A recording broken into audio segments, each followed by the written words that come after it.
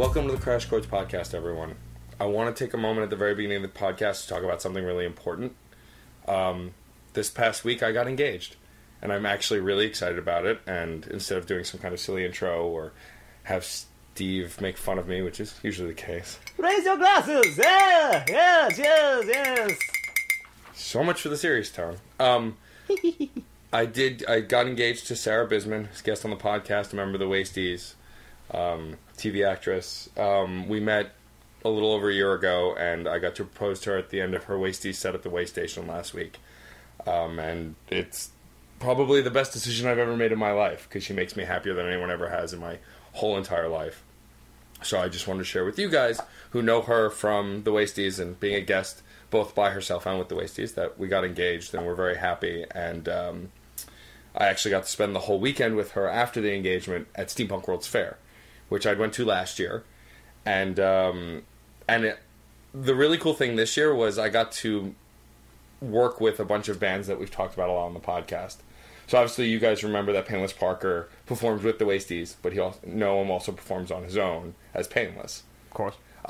Him, Baroque and Hungry, who I know you like their name, though you haven't heard their music yet. But every time I bring them up, you like their name is good enough. Yeah, they don't need music with a name. Eli August and the Abandoned Buildings, who I've mentioned, and the Wasties played a ton of shows over the weekend. It was actually a ton of fun.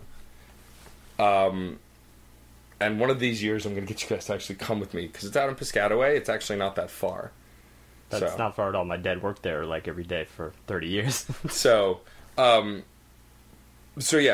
went to Steampunk World's Fair 2014 this past weekend, and I got to see all these bands perform. But something you would have really liked, Steve, is they have an artist Don't tell me what I'd like. There was an artist who's done a lot of work for Steampunk World's Fair, was actually commissioned to build a giant robot that lights up, but as if it were from the steampunk era. So it's very boxy. It has pincer hands. Does it run lights up on condensed water vapor? Its chest cavity is completely clear, and you can see inside. What does it run on? Does it run on burning logs? Yes. That's kind of cool. That's the steampunkiest thing I've ever heard. It doesn't run on actual firewood. It's plugged in, I think, but it doesn't move. It's not steam powered. It's a statue. You're ruining it. Just walk. That should be for the Cyberpunks World Fair. Walk off stage. And speaking of Steampunk World's Fair, I did meet a lot of people who were interested in the podcast. So if this is your first episode listening, welcome, new fans. It was a pleasure meeting all of you at the Eli August booth, or if you happen to be at the different sets. Oh, and by the way, don't be fooled. He's very private about his engagement, but you can watch it on Xander.tv. It's all very public. Yes. Yeah, I didn't want the world to know, except I did it on a public stream at a bar. If I'm not mistaken, Did you think of that, though? Did you think of that when you did it? Absolutely. Okay. I was banking on it. If I'm not mistaken, it's also at the very tail end of the actual set as well. So you get to watch this great music conglomerate, various songs, all sorts of fun and games. There was actually one band after the proposal. And then you get up there and do one of the scariest things I've ever heard of in this world.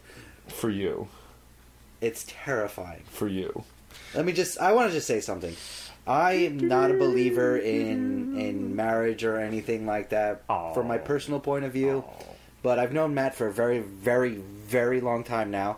We're old. And for a while, we've actually been saying we're a little married and things like that. Like, we've been very good friends for a very long time. Not to say that Steve is not a very good friend of mine.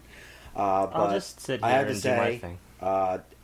This is one of the happiest things vicariously I get to experience, because you finally found someone that's good for you.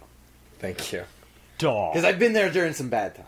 You and have. I'm so happy you found someone that's good for you. Thank you. Digital audio workstation. I'm staring at Steve. Anyway, back to Steampunk World's Fair. I am going to put up an article this week, though, about the 4 bands that were intermingled with members, because I think that their dynamic bleeds over really well. Especially you guys. I mean, you guys have heard Painless Parker and you've heard the Wasties. And I've heard Rose West. Rose West was not there. Not Rose West. Rose West. Well, Rose West has Alex and Robert, but they were actually not performing this year because their bassist. They still are MIA on a bassist. Find it. But a bunch of the members of the Wasties are in Eli August, and also one of the members of Baroque and Hungary is also in Eli August. Because Eli August in the Abandoned Buildings has like 10 people on stage if everyone shows up. But it's actually really awesome because they have a tuba player and a trumpet player and a standing bass and electric guitar, acoustic guitar, a banjo, drums, 2 mandolins. The works. Yeah.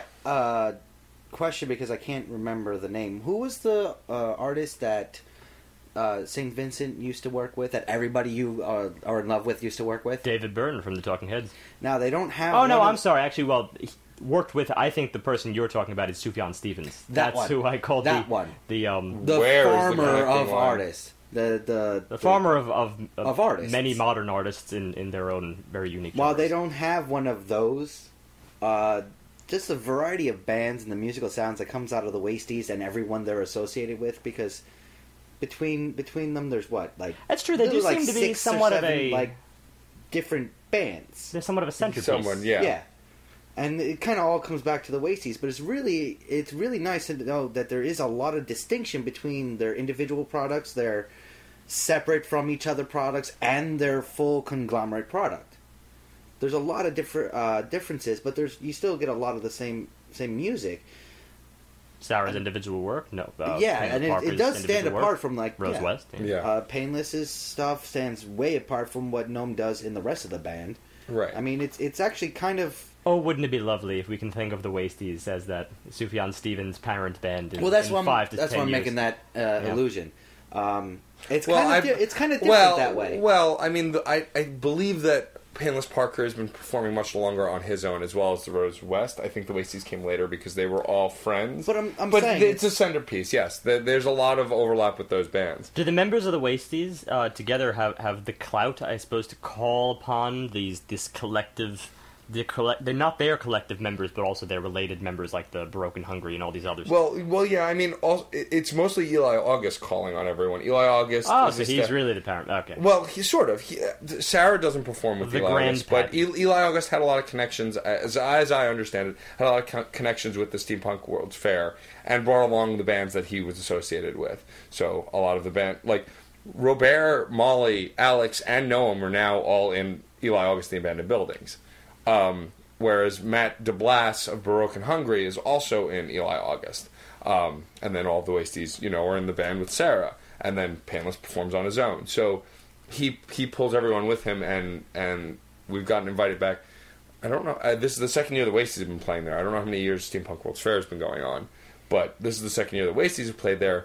And I've gone to all of their performances last year and this year. And there's a definite growth in the audiences of all of the bands, which was nice to see. And it's just a fun event for music, because there are a lot of other bands, too, that I didn't get to see who were there. There's a band called Frenchie and the Punk, and they kind of do a mix of punk rock and roll, but also kind of a lot of it's geared toward kids, too, and it's a stage show. That sounds like a band that never escaped 1971 or something. Just based on the name alone. But that's before the punk movement, I mean... I know, but then they would have been using the word punk actually just as, like, punk kid back then. So as someone who is a detriment to society. Yeah. As opposed to the musical underground movement. Yeah. I'm a little... Is this a difficult concept? No, but I'm a little offended by it. What? Do you take punk that seriously that you cannot accept the word being used outside of its genre? I used to, not anymore. Alright, fine. No, John gets to be that way. That's it. I'm taking over classical. Classical, we can't use it in terms of like the classical Greeks, the classical Romans. Nope, it is just the genre. That's it. Can we use the word classic outside the framework of classic rock? You have to pay me the rights that you don't own. Well, I'll put in a patent tomorrow. You're not gonna be able to. I'm fairly certain he called it, and that's pretty much good enough nowadays. Candy Crush. That is the modern equivalent of trademarking. No. Yes. King, the company that made Candy Crush, is trying to trademark the word candy. I know. Technically, no one owns that trademark, though. So he can definitely trademark classical. You'd really be surprised the amount of things that can be trademarked. I had no idea. We live in a very kind of selfish society, or possessive. Possessive society. is a better word, I think. Yeah. Wow, I lost my train of thought completely after that diatribe. We were talking about the French punkers. The French and the punk. I like my diatribe. The other bands that were at the Steampunk World's Fair, yes. Yeah. There is a lot of music there. There's a lot of shops and vendors. There's a lot... That's it. You know, it's a fun experience, especially if you're open to new experiences and nerdy experiences. It's a lot of fun to go to Steampunk World's Fair. I've enjoyed it both years that I've gone. That's what I want to tell Steve, because I know he'd appreciate it. Me and Sarah got tintype photos done. Professional tintypes. I don't even know what that means. I'm not surprised by this. But it's handmade. You never heard of it tintype? That's a like in the 1850s era photography. Like when it was actually more, a picture would be more effective when it was superimposed on tin as opposed to film, because film had not really come out in the modern sense of it. Then I kind of know what that is. Yeah. I'm surprised you don't know what this is, considering that we're all Staten Islanders here, and I'm sure at some point all of us have taken a trip to the Alice Austin house. As a field trip. I was probably 8. Who was the famous Staten Island photographer? Yes. I was probably 8 last time I was there, and my memory doesn't go back more than about 3 weeks. We all know why. I'm the equivalent of a goldfish. He gets to one side of the bowl, and then gets back to the other side and goes, "Oh, a side of the bowl I've never been to before." Then swims in a circle. "Oh, a side of the bowl I've never been to before." So every time I look at the end of the bowl, I'm like, "Oh, hi, how are you? How you doing? You're a little bit weird." And then I turn around, swim to the other side. "Oh, hi, how are you? How are you doing? You're a little bit weird." And then I turn around, swim to the other side. "Oh, hi, how are you?" We get it. You're not interrupting me. They gave this goldfish a podcast. But yeah, we got tintype photos done, and they came out really good, actually. They looked super old-fashioned and fun, and it was just a fun experience to do, because I never had professional tintype photos made. Photos were done by the Devil's Photography, was the name of the company. That's really an awesome name, too. Yep. Yeah. Well, I think that's enough about Steampunk World's Fair, since I completely lost my train of thought. I think it is. And my engagement. And I'm sure if Sarah's listening, which she usually does, I love you. Thank you for saying yes. Digital audio workstation. Moving on to... Is that how you're going to express sweetness from now on? That's how he emotes now. Always. He emotes that way. So this week is my pick, and I decided to do something a little different. The artist known as Neil Cicierega is best well known for? Yeah, I guess that's best correct. Known for. Take a pick, really. Yeah, it could be either or. Well known. Either. He was part of the group Lemon Demon, who are famously known for the Ultimate Showdown of Ultimate Destiny. Good guys, bad guys, and explosions. He's also behind the Potter Puppet Pals, which is also very well known on YouTube. A lot of music in that as well. He released a sort of solo record called Mouth Sounds. So Mouth Sounds is a mashup record where he took a handful of pop songs, or popular in the sense of well-known, as well as some just straight-up pop songs, and mixed them together with sound bites, digital effects, to create something new out of something that already existed, using existing material to create brand new music, or something original. I do have to say, going into this album, I was a little bit thrown off, because I expected mouth sounds to be entirely of the mouth, which the first track would have you believe, considering he uses his mouth so prevalently. There's very little else going on in that track other than his mouth, and maybe a little bit of background, I think, well, not his mouth. Keyboard, whatnot. Smash Mouth's mouth. I know, but it sounded like his mouth at first, which is why I was thrown off, because I thought it was going to be just an album of, like, beatboxing. And it wasn't. No, it wasn't. This is actually Smash Mouth, which is like a running theme, a gag, as you will, throughout the album. So everyone knows the song All-Star by Smash Mouth, and how it got so popular so fast, it transformed Smash Mouth into a kind of post-punk, kind of rock indie band, into this pop giant that nobody cared about. Did nobody, though? Did nobody? I guess enough people did, but nobody who had any taste did. Oh.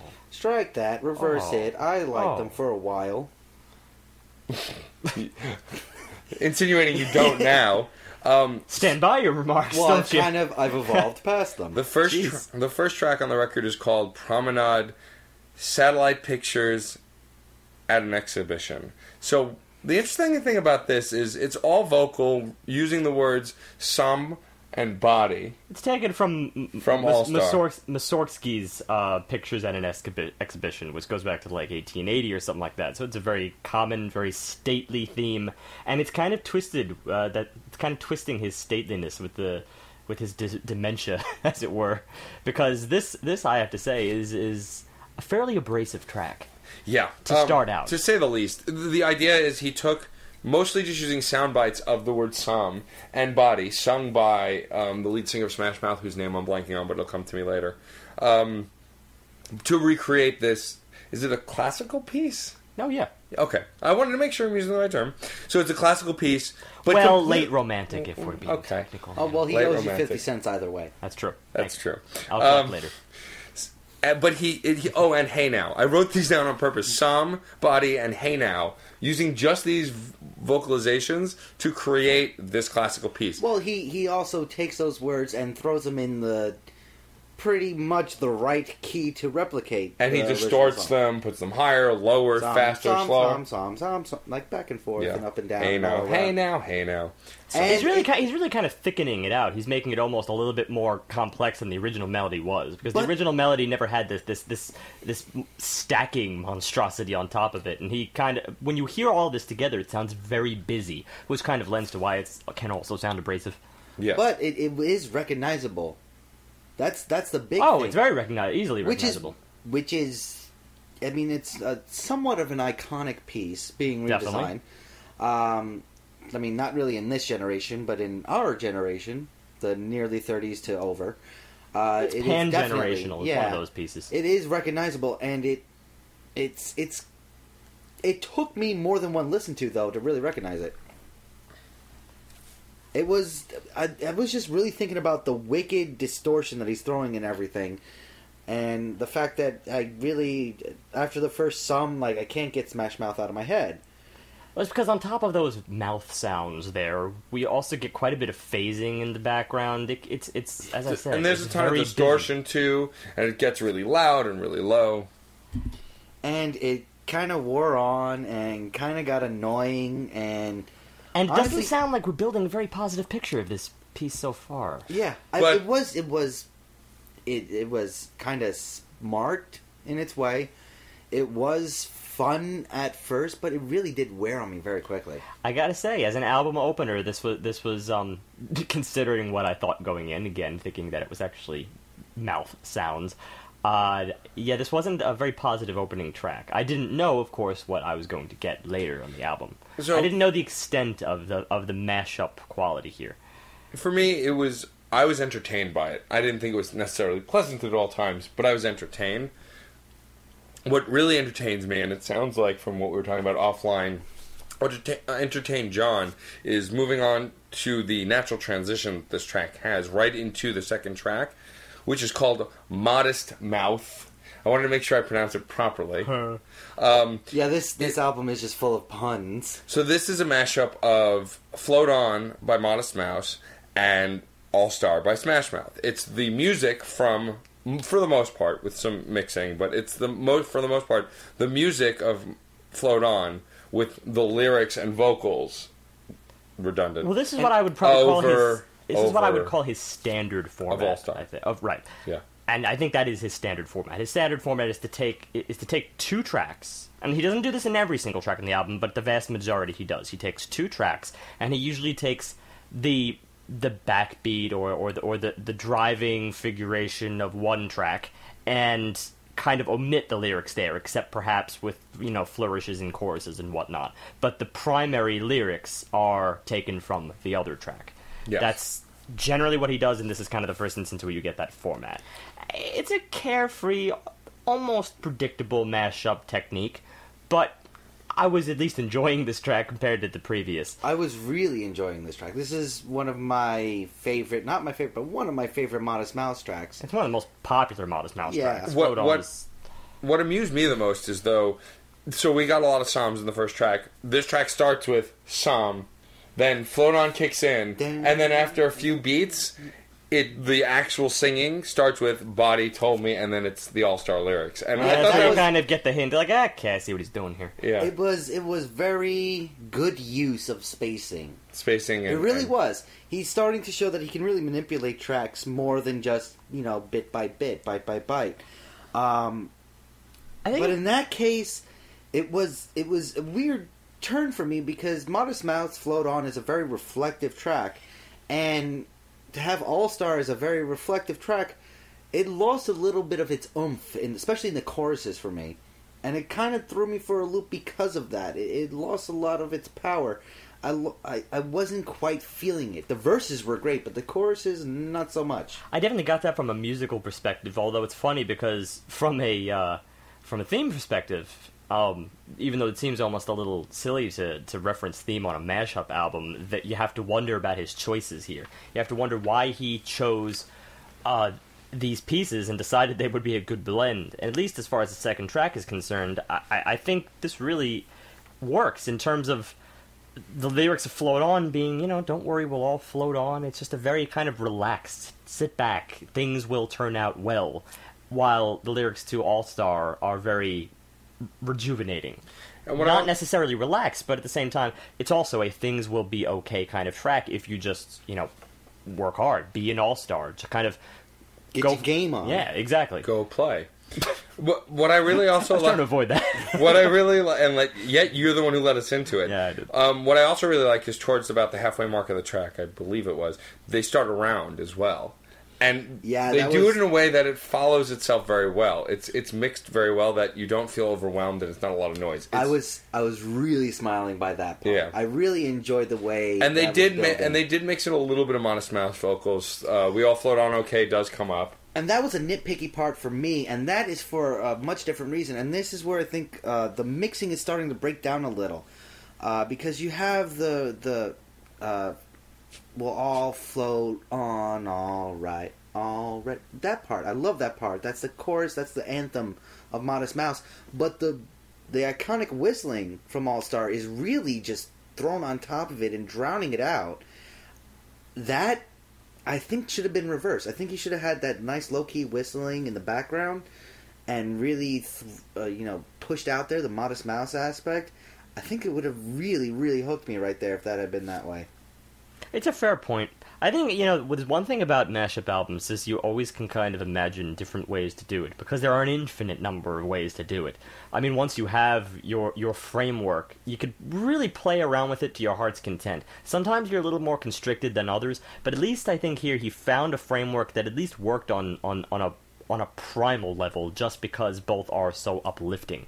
And, again, as a second track, it serves as a positive place for a carefree comedy album, which is how I was trying to take this initially. Even the first track, granted I said it was abrasive and whatnot, but I do get the comedy. Well, the point is it's supposed to be ridiculous to drive you nuts. Right. So for sure, I wasn't really expecting anything, I guess, drastically serious or drastically, how do I put it? Socially impactful. Maybe that's the way to put it.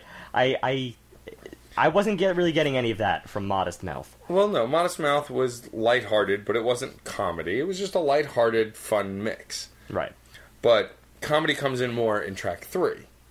But we're still in a very lighthearted mix here. Even the comedy, granted, the comedy steps it up, but the lighthearted mix does not leave at all. Oh, no, of course. Yeah. So track 3 is called Doe, famously quoted by Homer J. Simpson. And the thing about this mashup for me is it gave me the giggles because it hit me on a primal level that it wasn't an intelligent joke. The joke is here, for those who have yet to listen, although we recommend you listen before we discuss it, especially with this record. He mashes up Ants Marching by Dave Matthews and his band, but each beat for Ants Marching, he mixes in a Doe by Homer at different pitches. I gotta say something about this. Track is shameless. Utterly shameless. And I think, considering the framework of the album here, again, if you take a step back, obviously here at track 3, you just think, okay, he's doing something different now. But if you take a step back, he's really stepping out of the format to play around with a lot more than just 2 tracks. He's playing around with various sound bites, as you said, the Dave Matthews thing, the Sir Mix-a-Lot thing, the Does, and then later on we get the Talking Heads, the once-in-a-lifetime song. You know, you may find yourself in a beautiful house. You may ask yourself, how did I get here? On top of that, we also get the commonly quoted soundbite from Austin Powers, yeah baby. It starts with that. It's a lot. Yeah. It's really a lot. This is just mashup, you know, squared, cubed, however you want to see it. This is OD. He's using the different tracks and the different aspects as instruments, as opposed to just, you know, taking A, taking B, and making them work. Yeah. It shows a lot more ambition. At the same time... No, I think it shows playfulness. I think it shows I'm just going to sit here and have fun with this. But I'm going to... It could have even been... says it's more ambitious. It's definitely more ambitious. It could have been more improvisational, too. That I'm going to refute because of the way some of those sound bites were being used. Well, it definitely seems to be a lot more methodical. You can drop "yeah, baby" wherever you want. The only thing he does with that is I think he stretches it out. He changes the tone of it. He makes it really low at some points and draws it out. No, that's his demented quality. The phasing of the different songs. I think it was a lot more methodical. I don't think it was playful or just a remix or something like that. That's funny to see it that way. It seems like it actually was thought out when he would do the switching from A to B to C. Of course it's thought out in some respect, but I think in terms of many other things in the album here, I think this is one of the most carefree, the most playful. I think he's putting all these playful songs really up front, because we do get some substantial form, later. Yeah, it's ad hoc, but still has a lot of thought in it. Well, the pure idea of this track was clearly comedy. It was just to take quotes and ridiculous songs and put them together. I mean, the fact that they keep the repeated line from Sir Mix-a-Lot is just "Butts and I cannot lie." Butts and I cannot lie. Focusing on the very crux of that chorus, not even the whole thing. My point, there's really only one soundbite to work with here, so that's why it's got to be ad hoc, because... you can drop them anywhere you want. So that's why I really wasn't seeing the method here, but it's still enjoyable, but it's still very lighthearted, very carefree. It just seems like someone having fun at the computer. I didn't enjoy it. I didn't like this song at all. It's so ironic. You come in first, you're saying that it's methodical, and yet you didn't enjoy its method. I guess I just didn't like the way everything was mashed up together in this instance. I was completely entertained by it. I thought it was funny. This is the point in the album, though, where I was still in a phase where I was like, okay, it's a mashup for the sake of mashup. I was still looking for some other things. An interesting twist on 2 well-chosen songs that really found their marriage together. And again, I reiterate, we're going to get this later. I just wasn't having it quite here. It was hard for me to enjoy this on a purely carefree level. Because I could always just go to the separate tracks. You were that was a personal taste thing. I think you were being a little overly analytical and you wanted more. Whereas me, I was it's Homer, and that's all I needed for this at that moment. Yeah, see, when it comes for a comedy album, even going back with our discussion on The Lonely Island, there's always... The poignant is what I'm looking for. I'm not trying to be analytical here, but some kind of punchline. I know, but I'm also basing on previous experience with both the Potter Puppet Pals and Ultimate Charm, The Ultimate Destiny. All of their... That was one track and one short. That's not true. He had dozens of shorts. Oh, there were dozens of shorts. And he had 3 albums under Lemon Demon. But... Well, granted, Lemon Demon, but at least in the Potter Puppet Pals, those are separate individual shorts. You can take one, individually and say, okay, that was a nice, silly experience. I suppose you could look at this the same way. I was at that phase where I wanted something a little bit more. You wanted more. Yeah. You were left wanting. Yes. I was wanted. Well, let's see what you want. Anyone want some wonton? No. No. I want vivid memories that turn to fantasies. Wow. Now that's wanting more. That's so vivid memories turn to fantasies is actually a quote from Men in Black, the song by Will Smith. And this next mashup, was a complete mashup and remix of Men in Black. Not even using the entire song, but just moments in it and parts of it. This is where it starts to get interesting. Yes, it starts. Yeah, it starts. It's got a lot more going for it, and It turned that Will Smith song that was, after the credits and everything like that, into like a real dance song, a real club song. But I could not recognize it from Men in Black.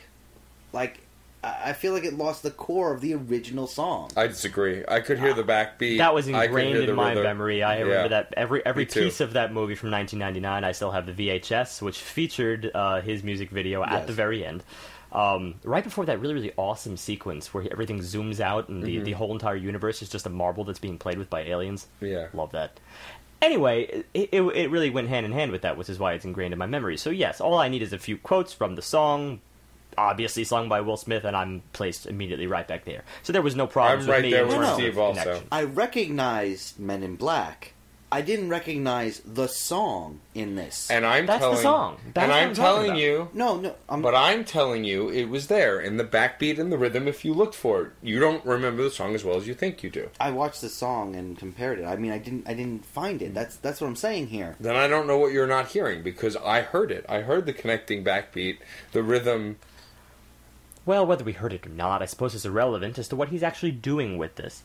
It was an interesting mashup, and again, I guess this is a little bit step out of the framework for actually just playing with one particular track here. There's no mashup, as far as I could tell here, with anything else. It's really just playing around with the backbeats of this this Men in Black track.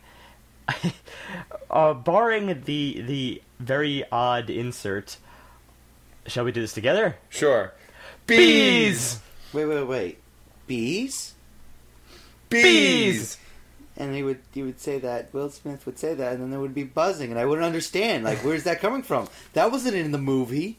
It was very there was that bug in the beginning, but that was not a bee. By dumbass accident, actually, Steve came across, while trying to find where that quote is from, that him saying bees, he found the video for this posted on YouTube by Mr. Cicierega.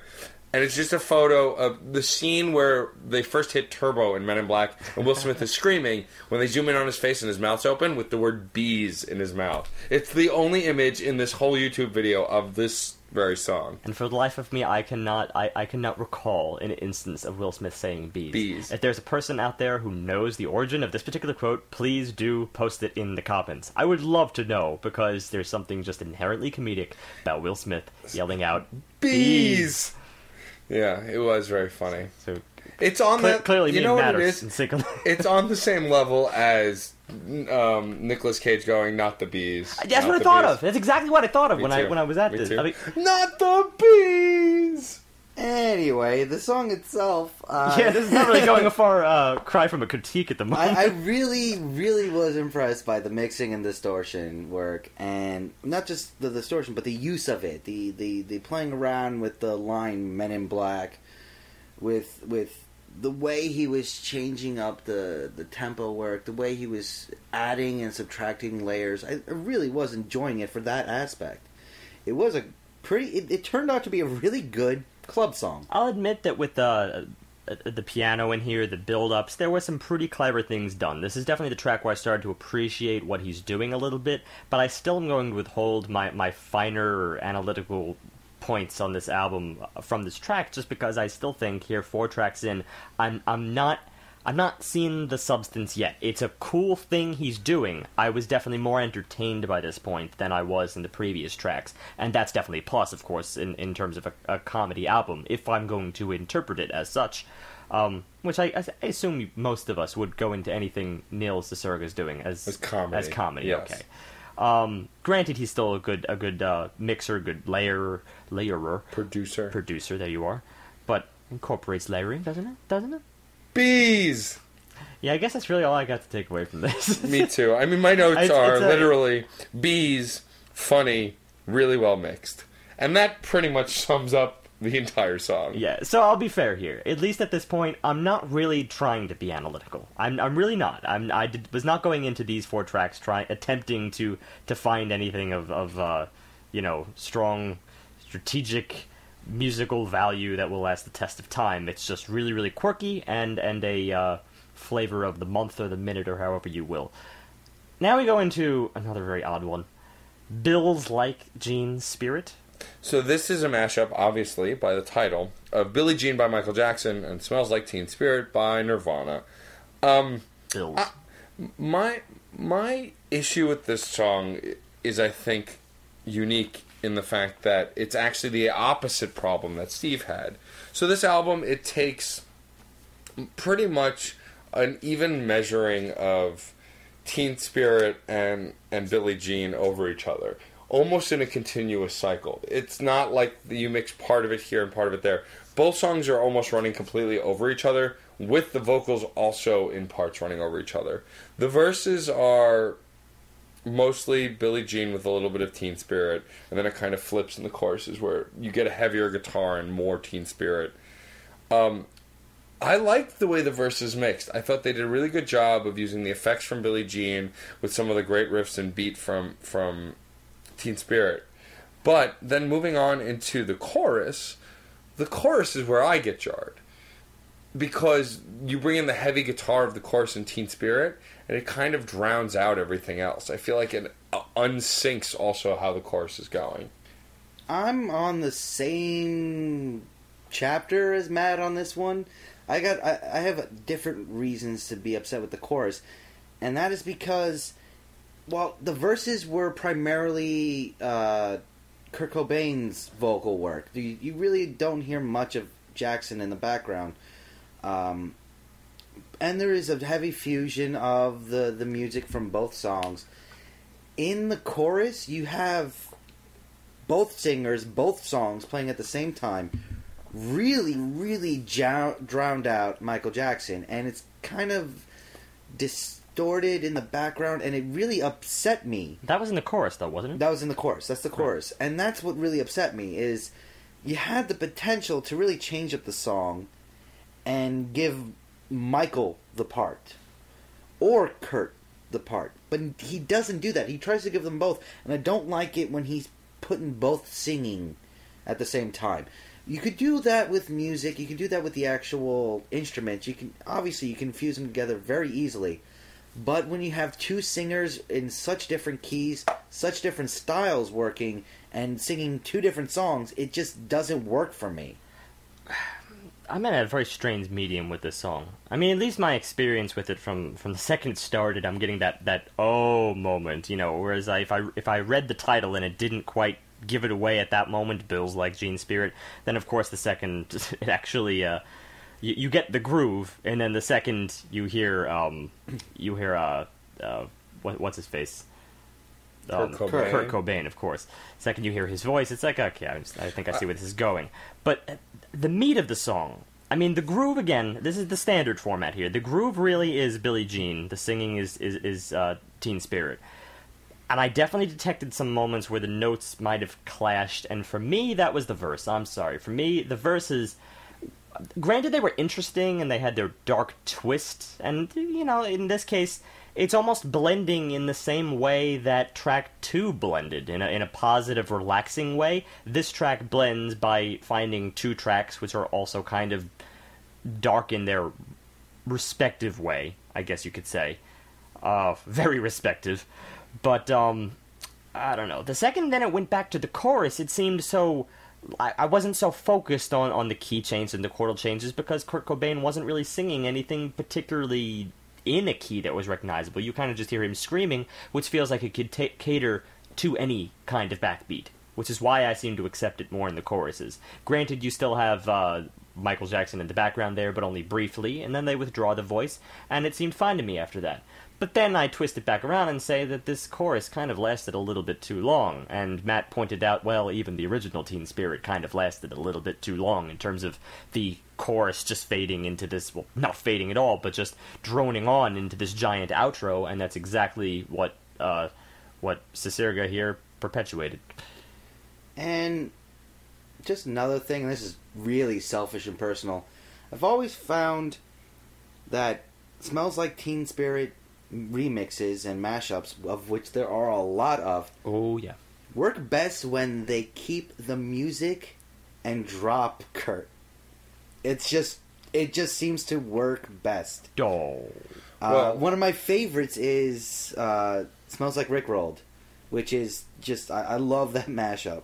I love that, and I've heard a lot of others. Even Weird Al did his own version of it, where he just took it smells like Nirvana and makes fun of how you can't understand anything Nirvana's saying. And it's great because of that. It Smells Like Teen Spirit has a great iconic grunge sound to it, but Nirvana just wasn't very good lyricists. Well, I mean, I'd be the first to say that I thought Nirvana was completely overrated, and I'm still not really a huge fan of theirs. I like some of their stuff, but I'm with you. I'm bigger on Foo Fighters, and I enjoy. I enjoy Dave Grohl as a jack of all trades, kind of plays every instrument, can do anything. Speaking of Dave Grohl, minor aside, apparently he might be getting his own TV show after the documentary he did about Sound City, where he produces music and helps bands produce music. That would be interesting. Yeah. That would be unprecedented. That would be different. But yeah, I don't know. Overall, this track, I just didn't feel... The mashup wasn't funny enough that I was like, all right, well, it's a little meh, but it's making me laugh. It was just something that was trying to be interesting, and it didn't grab me completely. There was one thing that made me laugh, and that was the scream itself. Oh, because obviously Kurt Cobain has a very identifiable scream. It's abrasive. It's naturally abrasive, and I'm not saying and it's meant to be. It's absolutely meant to be abrasive. And I think this was a little... I mean, considering that the natural voice, and this is without any vocal editing whatsoever on Cicierega's part, so I'm not using abrasive in the same sense as the first track, where it was abrasive based on what Cicierega did. Here, just the natural resonance of Kurt Cobain's voice is just really abrasive. You hear him screaming exactly as he does at the end of Smells Like Teen Spirit, and all Cicierega's doing is just repeating it. That's really all. He's not doing anything in terms of vocal editing except taking that one soundbite and repeating it over and over and over and over and over, and then he holds it for the very that's what exactly. He repeats note. it, and then he holds that note and extends it, which was the coolest and most disconcerting part of the song. But what's unique about holding that is that it actually served purpose. It served a very good purpose, and this is where the comedy really stepped up for me, because this was the first, but not the last, biggest facepalm on this album. Because from that abrasive note, just holding out Kurt Cobain, all of a sudden we are dropped right into Everywhere You Look, Everywhere. Which the Full House theme. Which starts with a so it's going to Yeah. And so we have, what track is this? 6? Full Mouth. So, no shortage of puns on this album, Steve. You must be loving that. It's the same pun, though, over and over. It's just Smash Mouth. Everything's mouth. Well, I get it. That was the whole album. The whole album was the same damn pun. So this is Full Mouth, and the thing I like about the Full House theme mashup with All Star is that it's obviously the music. The music is the Full House theme, but the Full House theme progresses pretty standardly. It's about 30 seconds long. It goes through movements. It's glittery. It's uplifting. It's this whole 90s fest of early sitcom happiness that he's using. He's looping the first half of the theme over and over again, and you're like, okay, I get it. And until the point where you're almost going, okay, I get it. Please stop looping. Oh my God, do something. And that's when the lyrics kick in. That was the joke to me. It's funny how in this particular instance I wasn't feeling it like in the last track where it's like, okay, that's enough Kurt Cobain. Oh no, in this case, I was actually really accepting, like, you know what? I could maybe take another Full House theme because there's an inherent joke there. I wasn't being bothered by it. It was the idea that it was the inherent joke was that he looped it too long because he was going for that. Like, where is this going? What are you doing? Well, this kind of carefree state of bliss. Yeah. Like, no one expects to sit in the Full House theme for any longer than the actual theme exists, which is pretty damn short. And then all of a sudden here, you have to kind of swim in it for a while. And it's, I guess, to some people, they might consider it disconcerting to swim in something that is so overtly carefree and happy. Well, the intentional loop makes you anxious. It does make you want to progress. It makes you hopeful for what you're getting into. Well, and he's coming back around. I mean, one of my favorite folk singers or folk storytellers, Arlo Guthrie, at one point in his song Alice's Restaurant, he's telling the story, and he's at the very end, he's like, all right, everybody, come sing along with me. And he's playing the guitar, and he's like, wait, we gotta let it come around again. So he actually just sits there and plays it for like another 25, 30 seconds, just to get back to the beginning part of his chords. And it's that kind of a joke. It's a punchline unto itself. I think it's more than that, though. It's also just the Full House theme itself. Think about what he's looping here. I feel like the Full House theme has become somewhat of a joke or a trope in this day and age now, because it's weird how we're looking back at this sitcom and how it was so bubbly and bubblegum, to the same way that people even back then were viewing like Wally and the Beaver back in the 50s. And it's like, this is really that Full House has become the 90s Wally and the Beaver? I can totally see that. And I mean, it's almost a little sad that people see this kind of very...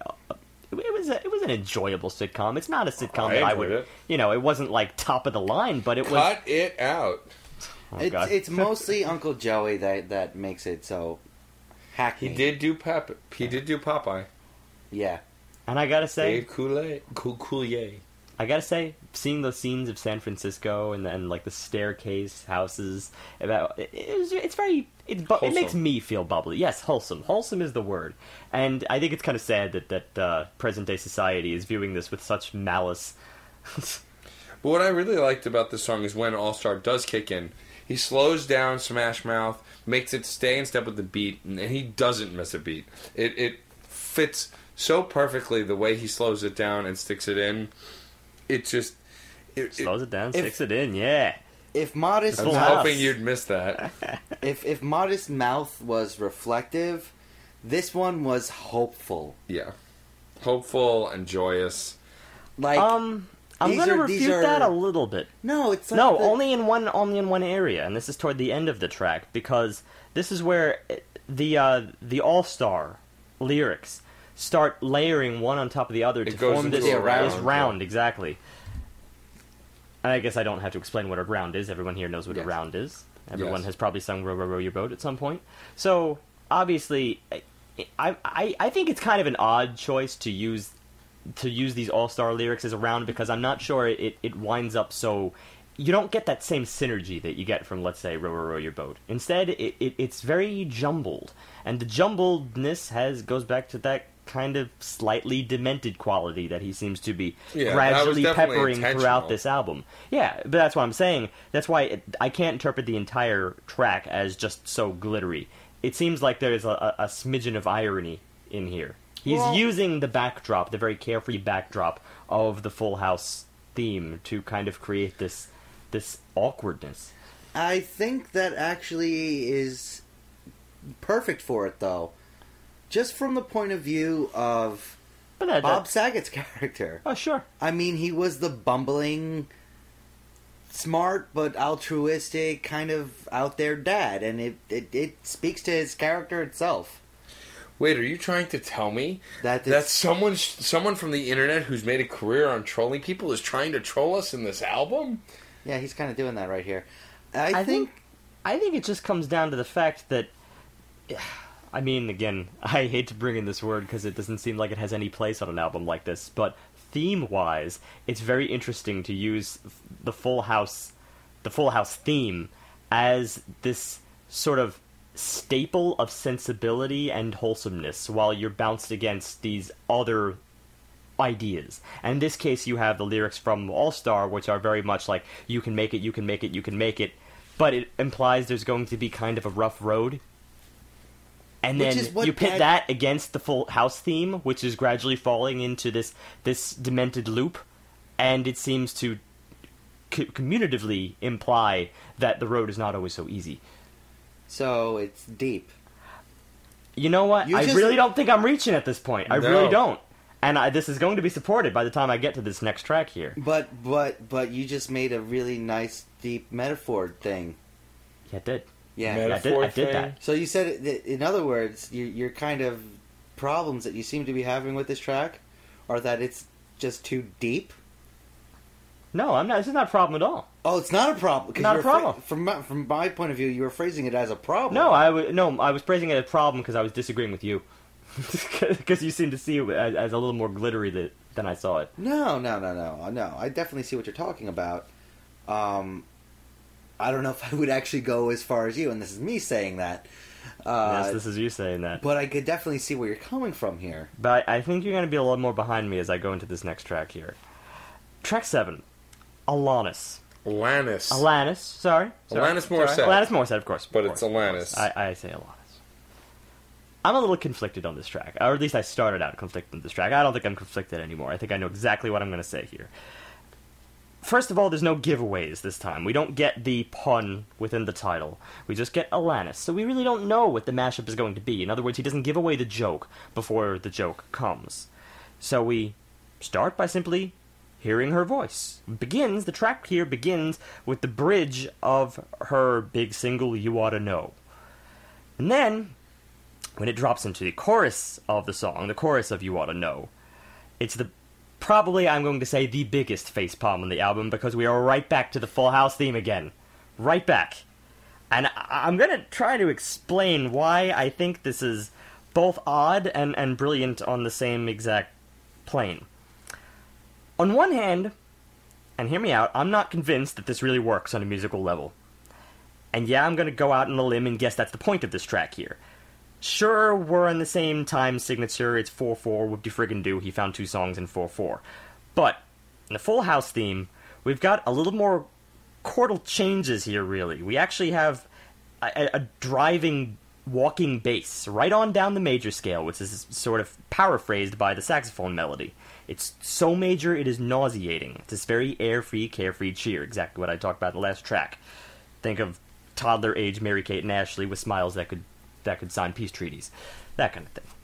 And then, we get Alanis, and her choruses are really more... I mean, granted, they are in major, but they're slower, they're more decisive chordal pivots in the real track itself, and her melody actually accents those chords really, really closely. So even though these chords have been removed from this mashup, you're left with this powerful melody that everybody knows standing naked and displaced in this kind of shell. That said, that may be why this was more of the cleverer mashups on this album. Not because it works, but because it doesn't work at all, and that's the joke. Which is where we walk on over to lyrics. Because it pits the unfettered optimism that I just described of the Full House theme lyrics with the masked bitterness of Alanis's You Oughta Know. So just look at the Full House lyrics. I actually have them in front of me. Everywhere you look, everywhere you go, there's a heart. There's a heart, a hand to hold on to. When you're lost out there and you're all alone, a light is waiting to carry you home. Isn't that sweet? Isn't that so sweet? Huh? Yes. I'm looking for validation here. Okay. Yes. I didn't know if we were allowed to participate yet. Oh, you can participate. But, well, actually, after this, though, there's the alternative. There's Alanis's lyrics from You Oughta Know. This is that masked bitterness that I was talking about. The lyrics here are actually about wishing your ex the best, while you're really struggling to reconcile how easily feelings can just be written over like data on a hard drive. And so this kind of insanity follows, especially in the choruses themselves. I'm here to remind you of the mess you left when you went away. It's not fair to deny me of the cross I bear that you gave to me. You ought to know. It's a really creepy song. But consider it starts out as this, I want you to know that I'm happy for you. I wish you nothing but the best for you both. An older version of me. Is she perverted like me? Would she go down on you in a theater? Does she speak eloquently? This insanity starts ensuing. And hearing that, combined with the Full House theme, which I just described from a musical level, doesn't fit at all. They're just polar opposites. It's just this juxtaposition for the sake of juxtaposition. I thought that was brilliant. My piece is said. And I don't want to debunk what you said, but I might be able to. I'm not saying that... Oh, go for it. Try. I'm not trying to debunk it as in it's wrong, because you're probably very key on as why he did it, but there's also another reason why he probably did it. It's very well known that Alanis Morissette dated Dave Coulier, and one of the verses in You Oughta Know is actually about him. The verse that's featured is that verse. That supports what I said. Yes. Actually, in every possible way. So it's part of why the two songs were probably picked as well, I'm sure. It also does... I don't come into these tracks with pop culture knowledge. I come with hard musical knowledge. I come with pop culture knowledge. As per your own argument, it is probably one of the most vivid representation of a broken home as we've ever gotten. Yeah. That's really sad and heart-wrenching, actually. Again, to see it against the Full House theme. But from my point of view, it didn't work. But that's the idea. It didn't work it didn't work. But this is one of the... See, this is the thing. This is wait. I'm trying to get this in English. I know I kind of, like, threw a lot on you right here. No. I'm saying from my point of view, it didn't not work enough. Meaning it worked too well to go to the full extent of what you're explaining, but it really didn't work at all. That's very odd, considering I think that musical level, this is probably the least... It worked the least on the album, I think. Yes. I think there was that moment when she started singing along with the full... I mean, when her chorus stepped in with the Full House theme, it was awkward. I felt like I was in the middle of an argument in a broken house. No, that's exactly what I mean. It really didn't work at all, putting them together. That's why it Yet works. I don't feel like it went far enough to really get into the depth of the nitty and gritty of what we're talking about. This is meta enough to work. It's the most meta thing on the album, because that's how I would describe every other track. Oh my god, he's making so many of my arguments today. Yeah. Well, he's right. He's wrong. Now you're making my argument. You didn't think... You just didn't think about this song hard enough. That's it. But I don't think there's as much to think about with the other tracks on this album. Here's the whole thing. I was face palming at this point because it was Full House's theme again, and I was like, "Oh, come on." Fair enough. Come on. But I mean, I had to think. The real reason why I started thinking about the song a little more in depth than perhaps many of the tracks in this album is because of the reason for repeating the Full House theme.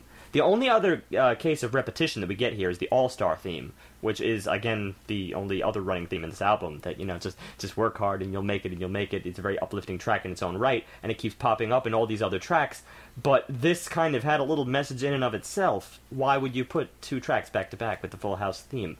Well, it's part of the joke as well. The idea that you escaped it from the first one, it's done repeating, you're like, yes, okay, what's next? Again? It's the same trolling theme that's been irritating John the entire night that Smash Mouth keeps coming I'm back. just proposing that it's more than just trolling at this point. Yes. Not irritating, making me feel exasperated. And part of that begins with the next track, Imagine All-Star People.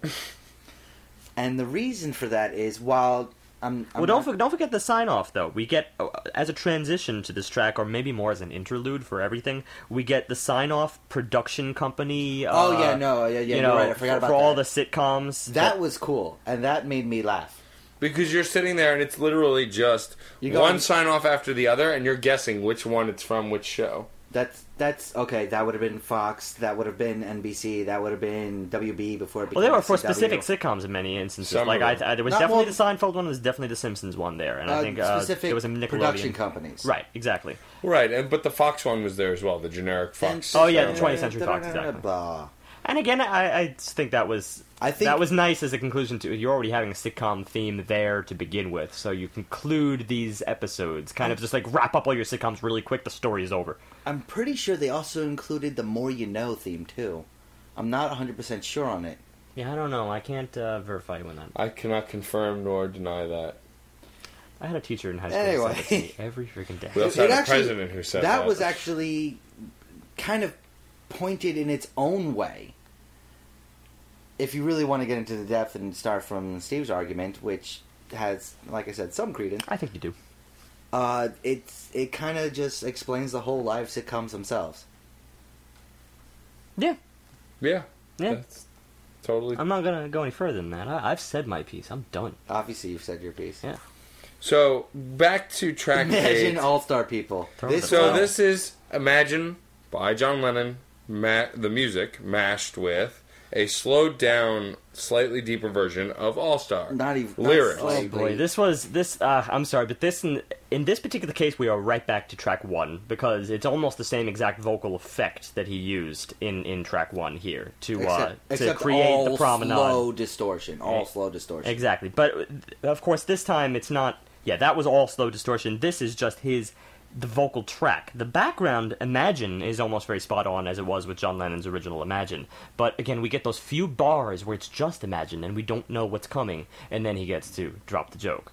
The joke is, of course, we hear All Star again, which is part of the joke, and then the second is how he's singing it, which is, I mean, again, this is one of those clashing moments, and I don't have as much of a reason behind this as I did, let's say, in the last track, as opposed to simply just to provide a little bit of vocal dynamics. I don't know. I have a reason.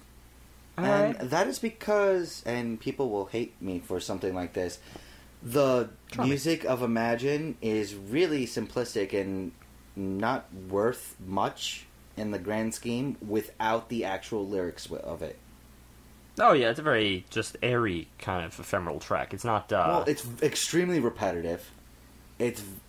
forgetting the fact that it's, for the most part, just one instrument. The piano, one of the most versatile instruments in creation, is really being underutilized in the song itself. Granted. It's all about the poetry that Lennon is spinning here. To have a slow, kind of dumb version sounding of All-Star playing on it, it's not adding anything to... It's not I got very one. light, airy I got soundtrack. one, and I'm ripping this out of my ass.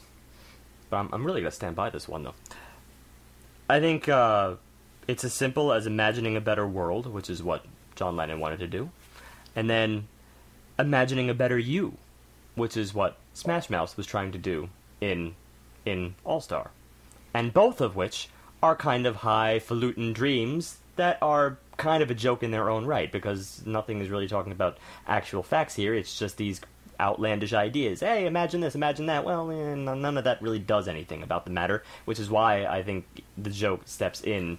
Just kind of make it a whole derp. But that's basically the whole song. That's how he sings it. But yeah, that's the presentation Derp-a-derp-a-doo.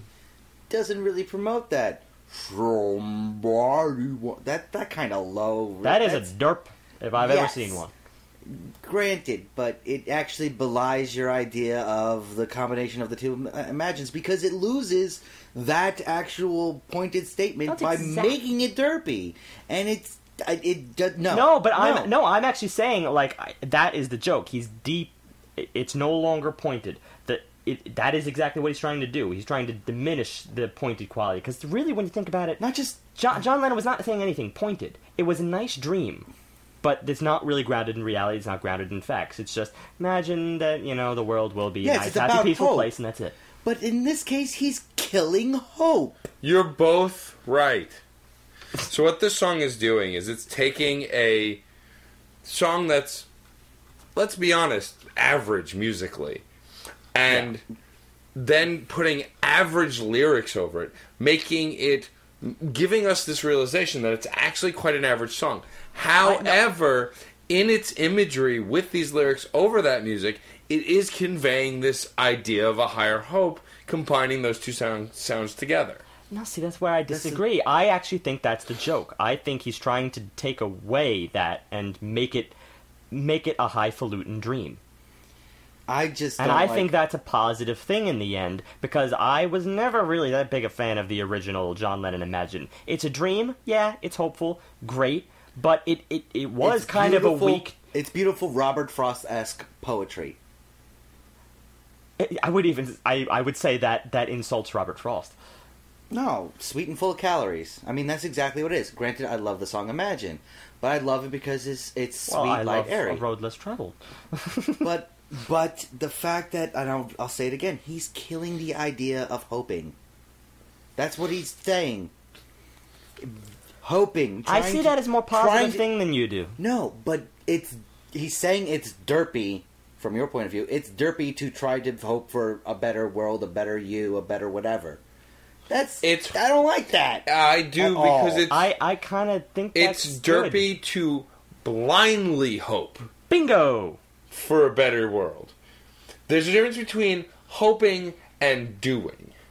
And when you blindly hope and talk without any backup fact or decision making, that's what this is trying to convey. Bingo. That derpy, overly idealistic hope. Right, and it's not just from Imagine, but also from All-Star. It's not necessarily diminishing the original tracks. It's not like you can't be hopeful in that, right? But his artistic spin on it is portraying the opposite side of the coin, and I think there's many songs here using the tie-in of All-Star to all these different tracks here, where he's trying to kind of pit...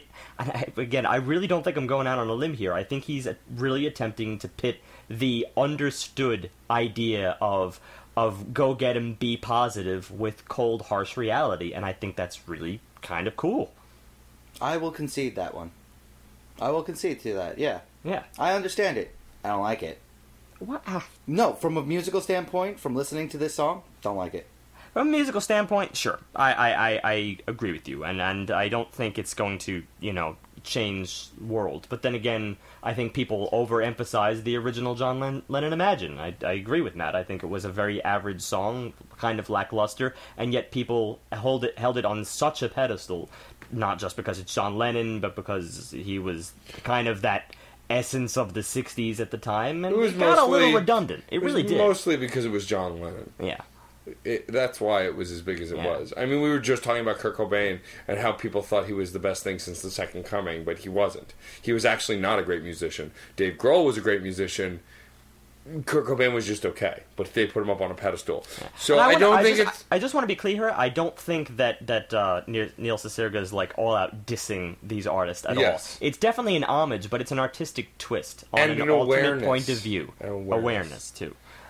Moving through, though, we get some more Beatles with our mashup. This is I'ma Let It Be. This is a mashup of Let It Be by the Beatles and I'ma Be, which is not to be confused with Bees. This is just I'ma Be by the Black Eyed Peas. Oh, jeez. I wish that was a Steve level pun right there. That was a Steve level pun. So much rhyming. Jeez. Jeez. This was... Please. Oh, stop. I'm breaking the cycle. This was very much a... Killer. Once again, same idea of just splicing one into the next until he switched it up to the dance transition and really used a lot more of the P's higher rhythms, faster beat, everything like that. Why are you laughing? I don't understand why you're laughing. Because when you said peas, we both heard peas. Oh, God, I'm working with children tonight. I might have some editing fun. I already know it's Steve's planning, and that amuses me on every level. I can't even get the name. I know. Someone else take over. Okay, so no, I'm gonna be. I'll agree with you. From I don't think he's doing a lot here in terms of. I'll take off. I'll lower my theme high horse at this point. I think at least at this point we get a little more musicality, but only on a dance floor perspective. But then again, that's not really from Cicierega himself. That's really from the original Black Eyed Peas "I'm a Bee" track, which in the second half really starts getting kind of funky. Like, it moves. Granted, I'm not a big fan of this track. I don't think there's a lot to be taken here from the lyrics. I think the lyrics are fairly meaningless, and it was actually kind of odd to hear it linked with "Let It Be," because this time I don't have anything to rip out of my ass here. Just for anyone who doesn't know the song "I'm a Bee," let's just take a few lyrics here. "I'ma be on the next level. I'ma be rocking that bass treble. I'ma be chilling with my motherfucking crew. I'm gonna be making all them deals you want to do. I'm gonna be up in the A-list flicks, doing one-handed flips. I'm gonna be sipping on drinks because I'm gonna be shaking my hips. You're gonna be licking your lips. I'm gonna be taking them pics. You all fly and shit, that kind of thing." I have something to pull out of my butt. Oh, boy. Boy, oh, boy. "Let It Be" is all about kind of this letting go, this not really anti-aggression. Whereas "I'ma Be" is very aggressive. And very in your face, I'm going to do this, I'm going to do that, I'm going to do this. Passivity versus aggression, and I think that's why these two songs were mixed together. This song itself is the definition of passive-aggressive. Yep. At the same time, overlaying Paul with whoever was singing at any given time, because it keeps going around and around, didn't really work. I was straining to not hear the Beatles singing, just so that I could hear Black Eyed Peas singing, because it got really cluttered at parts. I just couldn't make heads or tails on a lot of the stuff. That was my big issue with this song. That, and really the first half was kind of meh, because while it was Let It Be almost completely, there wasn't anything really being done to it that was, provocative or innovative. I thought it was just a fluke at first, but we were really on opposite fields in this podcast. You have been all music, and I have been all theme. And you realize this? Yeah. This is kind of the way it's been so far. Yet I guess I really haven't really thought about the music too much at this point because I just know the music so well. I mean, it kind of speaks for itself. I'm a bee is I'm a bee, and let it be is let it be. And together, they are just together. And passive-aggressive. Very, I didn't want to really... First it's passive, then it's aggressive. That's why I use the term passive-aggressive. Don't get me wrong. You see where I'm coming from there, though, right? Yeah, no. The theme-wise, I think that's pretty solid. I am actually starting to agree with it. I want to say that I do want to be a little nearer to the music, though, at this point, just because the change-ups near the end were getting pretty good.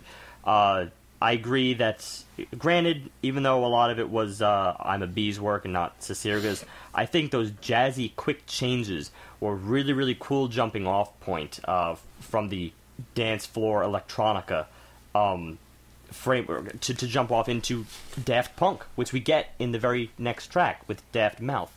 Unless anyone else has anything else to say about this track. I want to talk about Daft Mouth. I want to talk about Daft Mouth. So my favorite. So Daft Mouth is not my favorite, but it's one of, I feel, the better mashups. And here's why. If you take two really strong tracks that work really well together, guess what? You get an even stronger track. So this is a mix of better, faster, harder, stronger. Better, harder, faster, stronger. No, harder, better, faster, stronger. Yeah, why did you start with better? I don't know. Harder, better, faster, stronger is There's only a few more permutations. We might as well say them all. It's mashed up with Walking on the Sun by Smash Mouth. Yay, new Smash song. Which is actually one of my favorite Smash Mouth songs. These songs work really well in tandem together. There's very minor editing beyond. There is some editing and remixing, but a lot of it is just layering the singing of Walking on the Sun over Harder, Better, Faster, Stronger. Again, this is the standard format. The backbeat is always Harder, Better, Faster, Stronger. And I do have to say, this was a little bit of a guilty pleasure for me, because Harder, Better, Faster, Stronger started out as probably one of my favorite Daft Punk tracks, and that goes way back. Mine, just for reference, even though nobody asked, is One More Time. That caught on me, and then I went back and discovered their older stuff. Oh. Because it had an animated video that was very much an anime style that was familiar to me, so I went back and wanted to know more about them. There was song, an anime cover, though, on Discovery, which had this track, though. It was the cover. I'm going to pull another theme out of my ass. Walking on the Sun is about about a generation getting older, falling out of touch, and Harder, Better, Faster, Stronger is about a younger generation growing up and learning the ropes and improving themselves. So degradation versus generation. Yeah, it's another dichotomy developing here.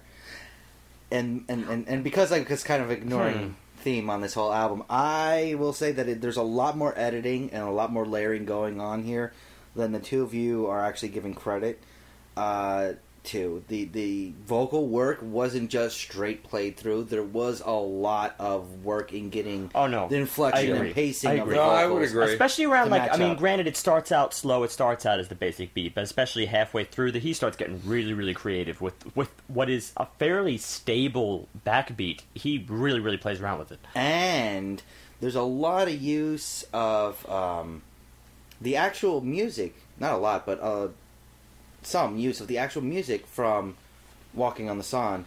You're right. Used in this that really complemented when they bring in the bass, Daft's original a lot of the bass lines that they bring in really, really accentuated it. That was my favorite part. Throwing in those little tidbits of Walking on the Sun, it really did a lot to enhance the original beat from Daft's work. And my favorite part was this song started out strong and actually progressed to something better than its beginning.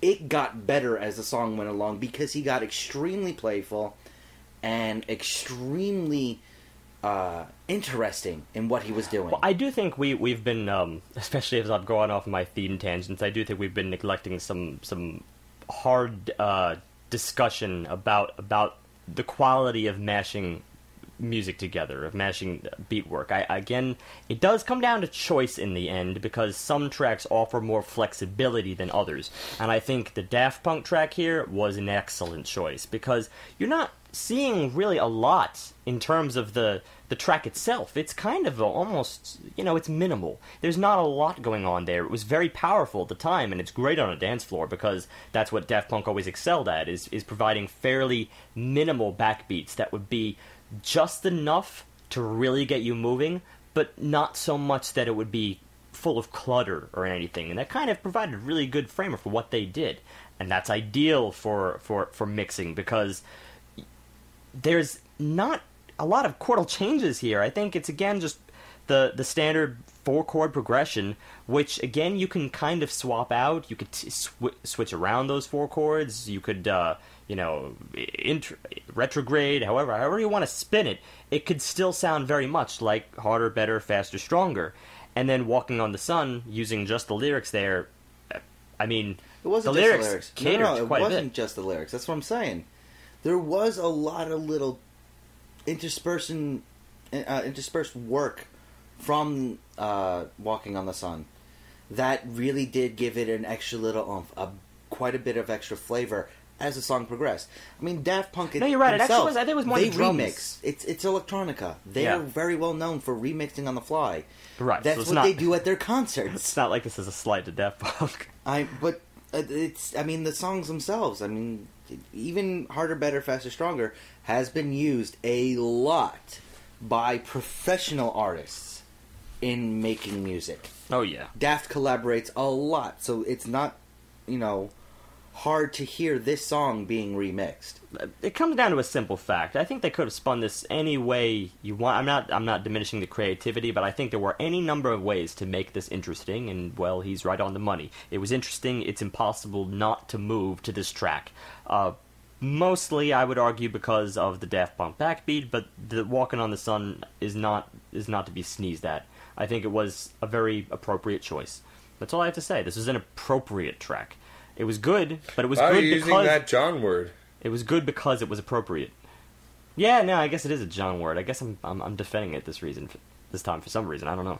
See, and while John said that this track was his favorite track, the next track might be one of my favorite tracks. I'm gonna agree with you there. So this next track is called "Like Tears in Chocolate Rain," and it starts with what I'm assuming is a movie quote, though I don't know from which. That starts with a fairly elderly character saying, a dialogue that comes to the end with "like tears in," and then "chocolate rain" starts. That deep voice. Chocolate rain. But the difference is this time is Neil is really doing something unique and captivating. He took "Chocolate Rain," put echo filter on it just to start. Just an echo filter over the voice that gave it a little more depth. But he also added a tiny electronic warble that also gave it this interesting hollow effect. Well, let's just hone in on "Chocolate Rain" for a minute here. The origin of "Chocolate Rain" goes back somewhere to 2007, and I wasn't actually around for this initial outburst in which this track really became popularized in the early YouTubes here. But the guy is Tay Zonday, and he released "Chocolate Rain." He was an aspiring musician, I assume. I think he's done a lot of vocal voiceover work since, because he obviously has a very unique voice. It kind of clashes with his appearance. You see this guy who looked fairly young in the original video with glasses and whatnot, and it seemed impossible to believe that this sort of booming, smooth voice could emit from him. So there's a hypnotizing quality to the voice itself, period. So again, the power of choice here. And combining that natural resonance with these sort of vocal phases that swell in and out, the volume swells. Later in the track, like toward the end, it actually fades into rain. There is a really...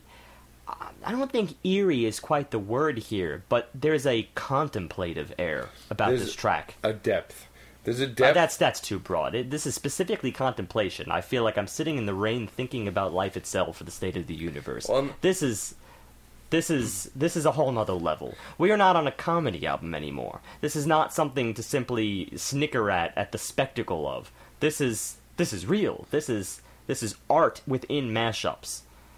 I can't quite go that far to say about any of the previous tracks. Well, but I don't think they were supposed to be. Fair enough. I'm just saying that this really stands out on this album for that exact reason. Right, and I think it's Neil flexing his muscles and showing, hey, I can do a thing. Also, the dichotomy of comedy is, very much shown through a serious moment, and this is a very serious moment. I mean, the song's lyrics are great to begin with, and then you take these echoes, these different filters, add it with layering effects and a beautiful score behind it. I don't know if you can really call it a score, but some instrumentation. I'm not going to dispute that word at this point, because it sounds so broad that it's almost trying to imply there's a score, that the song is really larger than however long it is. I mean, what is it, like 4 minutes? It couldn't really be any long. Maybe it's a little bit longer. So I think it's one of the longer tracks in this album, actually. It gives this vastness to this song that was already impactful and powerful, and made it's this idea of tone, which we'll come back to. The fact that the tone of the song was a little goofy in the original version because of the basic backbeat, but this version, because of the depth of everything behind it and supporting it, gives it this massive feel. It was hypnotizing for a couple of reasons, and like I said, one was his natural voice, but another was also the style of the lyrics here, which are really just verse, verse, verse, verse, verse, verse, verse. I mean, the one refrain is Chocolate Rain, and then it's just, stanza after stanza after stanza. It's a very unusual format because it doesn't really rely on any hook to return to. You're constantly at the hook every single time he says Chocolate Rain, but that's just reiterated over and over. And again, this is commenting on the original piece simultaneously while commenting on this, but it seems like this was made to be expanded upon, because it's true, there was that one little hole in the original version, and the hole was the backbeat. The backbeat was a little bit goofy. The backbeat was the one thing that didn't have that hypnotizing quality. You could be lost in his voice. You could be lost in the constant repetition of this very provocative lyric. But then you kind of have to... Oh, and also the keyboard itself. The keyboard was another thing for the original track, I have to say. But there was one thing that you kind of could pull away from, and that was the cheesy backbeat. So all of a sudden, rip away the cheesy backbeat and replace it with something that has a lot more breadth. And that's what Cicierega did here. I think it was brilliant. This is the ideal homage to an already enticing track. I have 2 sentences for this whole thing. Sit there and listen to it, and drown in it. This is a song that has full depth, and you just have to sit there and listen. I don't like analyzing this song because I feel like it's actually taking away from how awesome it really is. Well, I'm going to disagree with you there. I think there's a lot to say about what he's doing here. Yeah, but this song I don't really want to nitpick, because I feel like the only way to truly understand it cannot be done with an explanation. You just have to listen to it. I'm not trying to describe it in a sense. I'm really just trying to kind of bring the original to life and sort of, I guess, kind of explain what not necessarily what he's doing, but sort of how he's doing it. I think it's just something to note. Yeah, I agree. And also I encourage anyone to listen to the original track if they haven't heard it. I mean, right. I was a latecomer to this whole Tay Day thing. I'm pretty sure not everyone else was under the same rock you were back in 2007. Not everyone, but some people were. Not every. I mean, it's a far cry for every single meme to go seen by everyone. Yeah, but that was one of the bigger ones. Well, there is a reason why we have a website called Meme Center. Yes, but if you go on there once a week, you will learn every meme. Fair enough. That's a hobby if I've ever heard one. Thankfully, if we have no cash, our next track will be a problem, because No Credit Card is track 12. Not my worst transition, but probably not my best either. This is a mashup of just Power of Love. Not mashup, remix. Remix, sorry. Yes, this was, remix mash, a self-mashing, if you will, of Power of Love by Huey Lewis and the News. Best known from the Back to the Future soundtrack.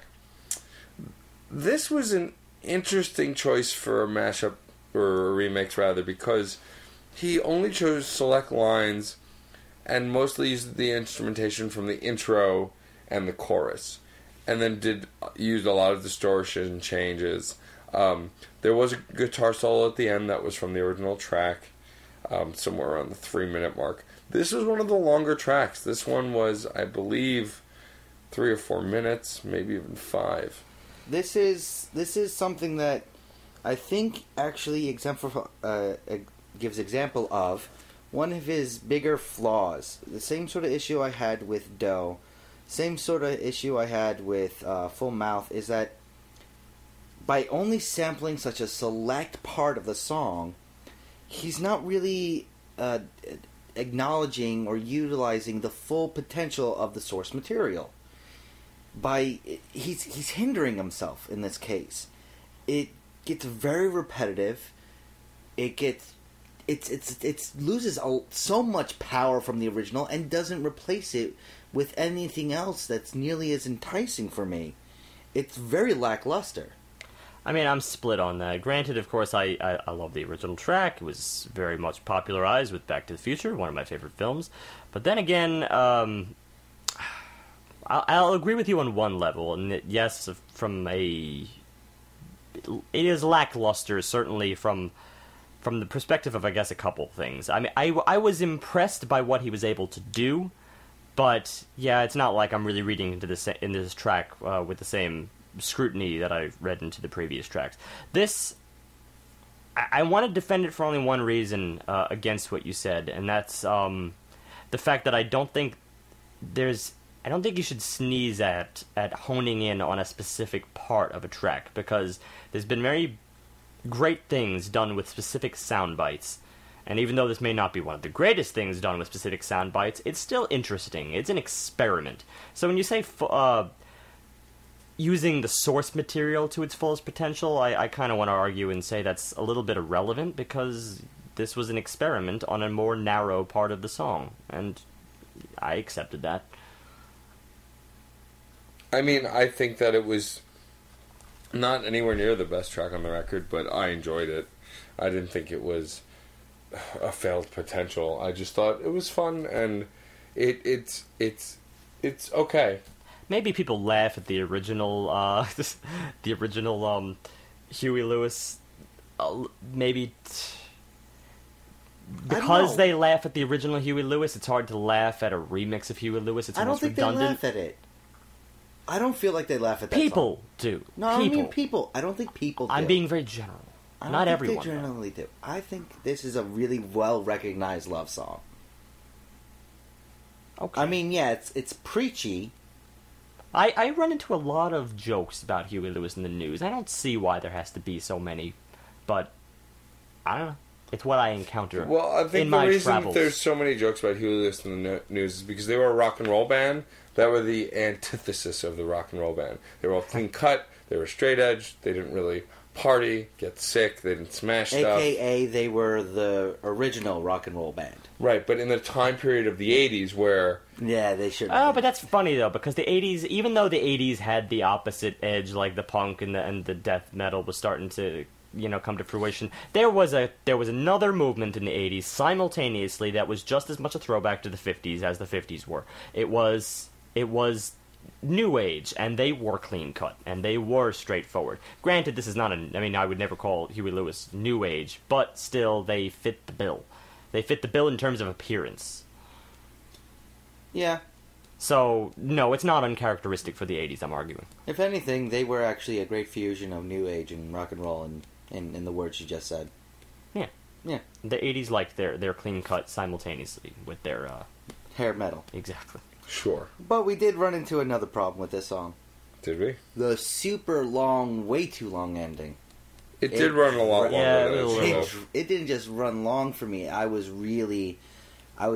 starting to mime funny things at Steve by the end of it, because I'm like, just cut it, man. Just speed it up. Just go somewhere with it. Yeah. It did exactly what I just did. It just kept going. Did not enjoy it. Thankfully, the next track was much, much shorter. Really creepy, too. So the next track is an interlude. It's 24 seconds long, or maybe 34 seconds. Bega interlude. It's called Bega Interlude, and it is quite literally a interlude featuring Mambo No. 5, but stripped down and tinny, as if coming through an old radio. And it really sounded like for 30 seconds we were being haunted by Mambo No. 5. And no vocals. It was just the instrumentation of the chorus. But so low. But it's so background. It was scary. Well, it sounded like something that would have come out of the radios in BioShock. I mean, what year was this track again? 90s. Well, okay. Well, I'm starting to get a theme from the 90s on this It's album. a pop, 90s pop, or maybe early 2000s, but it was definitely pop. I see no reason why we should be haunted by it, but it you know, it's an interesting idea. I definitely have to say John, you pointed out that it sounded like an orchestra warming up, and I thought that was a very descriptive way of putting it. Until you it's actually in the background, turned up the volume and heard what was going on. Yeah, I had to crank this thing up to max. I mean, it sounds like you're recording an orchestra warming up even from a distance. So not only are you getting just pitter-patter of vague bits of melody here and there, but you're standing way off the distance and you're really not in the spotlight. You know what? It was interesting. I think it's supposed to reflect this idea that we're haunted by these old 90s tracks, so that we can't get rid of them. And this idea that also it's mostly that it's really low, and when you turn it up, you hear what it is, but then you're kind of like, oh, is that what it is? That's weird. Why is it so low? Why is it so hollow?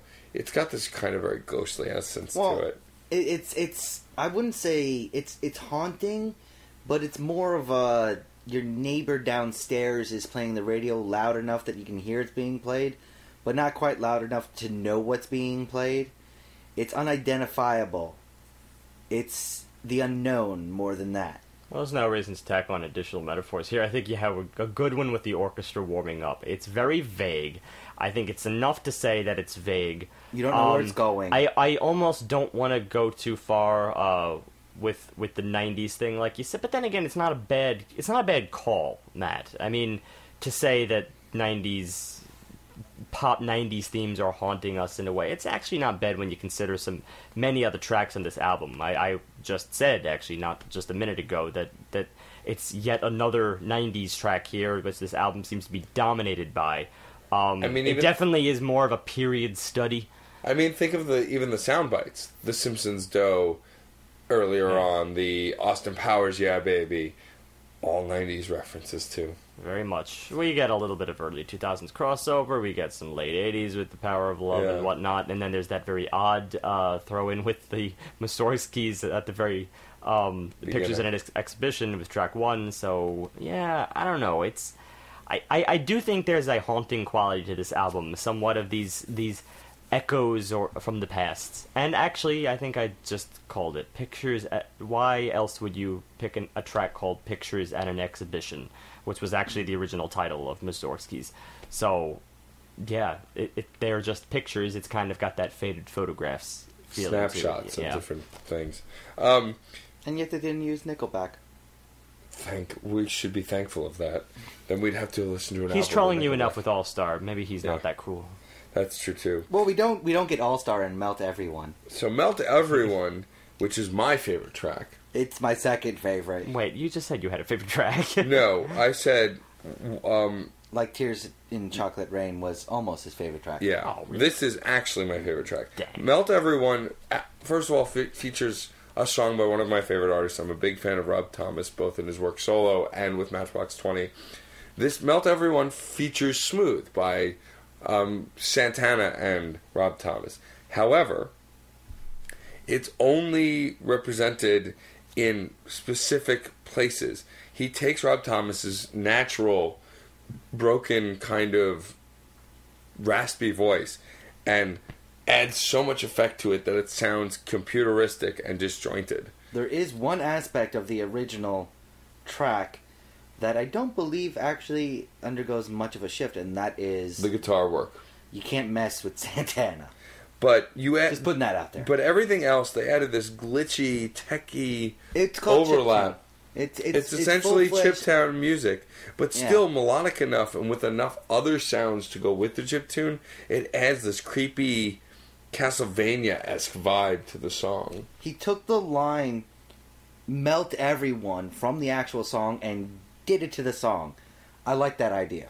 Well, see, now you're going right against what you just said, because in many ways that's the same thing. That is honing, that is isolating a piece of a track, right? Which, obviously, in the last track was, 2 tracks ago, was No Credit Card. Just one No Credit Card to ride this train from Power of Love. And here it's Melt Everyone. And he plays around with these single tracks. But the difference is... but the difference is... This is he's taking...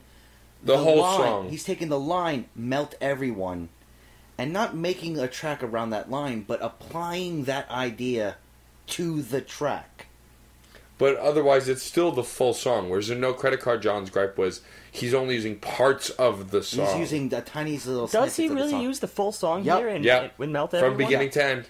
From beginning to end. Yep, it's the entire track. It's easy to lose that, just considering that not at all, I was more focused on the music, to be honest. And see, I was more focused on the lyrics because I love Rob Thomas's voice, so I follow it very easily. I was singing along with it. Even with the vocalizer, though, because Rob Thomas's singing is put through this really grating vocalizer with the same abrasive quality as we get back in... Still followed it, because I know that song backwards and forwards and upside down, and I'm a fan of the track. It is the complete song, I'm assuring you. I can sing along with it, and I was able to sing along with it.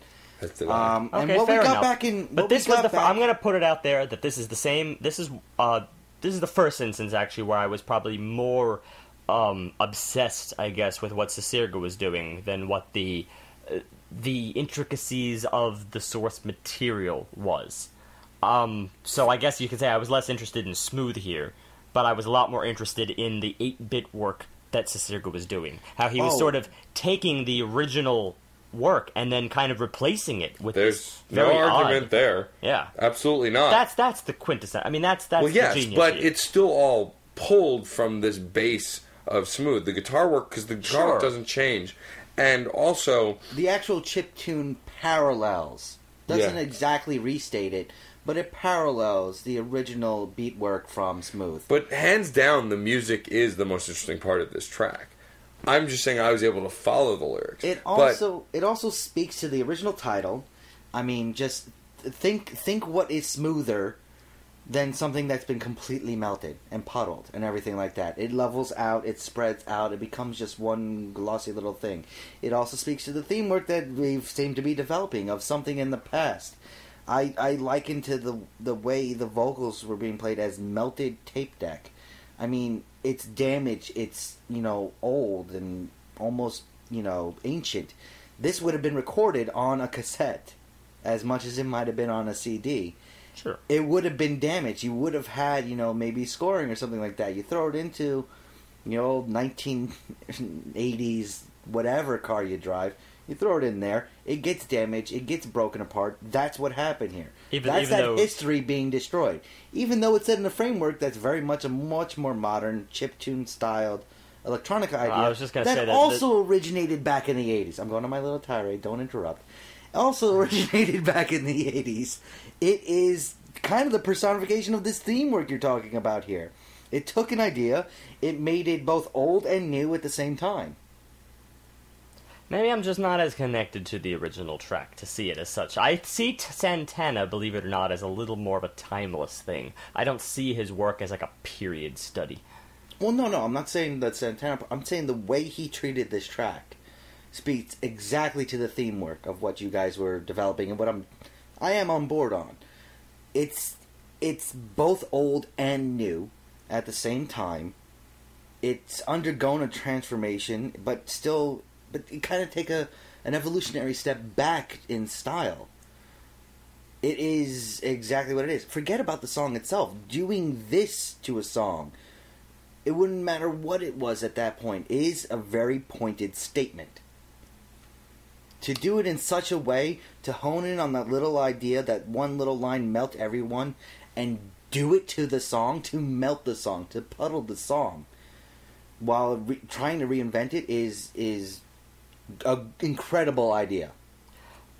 I'm going to take this a completely different route, because I still am kind of clean. I mean, I do think that your theme idea, your tirade, starting with what Matt said also, is what is a big part of this album, but I also think a lot of it is about juxtaposition. I think that's why you still have to treat it as a comedy album in the end, because I think the same juxtaposition, let's say, that I got back with Alanis and the Full House theme is kind of what I'm getting here. I would almost say that you're detracting the smooth quality by adding these very harsh 8-bit sounds, and I think that is sort of the joke. So it's just another perspective that I have. It doesn't make me enjoy the song any less. It's just really more where I'm coming from here. I totally agree with that. Okay. I totally agree with that. Fair enough. By destroying the song in such a way, destroying the vocals and de-evolving the music to a very simplistic 8-bit style. Oh, but it's not devolving. I mean, even simplistic is not really the word to describe it, because actually I would... I know what you're saying. I know what you're saying. But either way, I should insert that I think this shows his handiwork more than many other tracks on this album. I think it probably took the most care in terms of layering. Especially since he had to shift gears and really work with 8-bit sound bites. So, yeah, it was very intricate. That's really the only way I could describe this track. But I do think it was anything but smooth, which is why he probably changed it up to call it Melt Everyone, which is sort of a twisted way of saying the same thing, but it doesn't have to be smooth then. You can accomplish melting with 8-bit sound bites.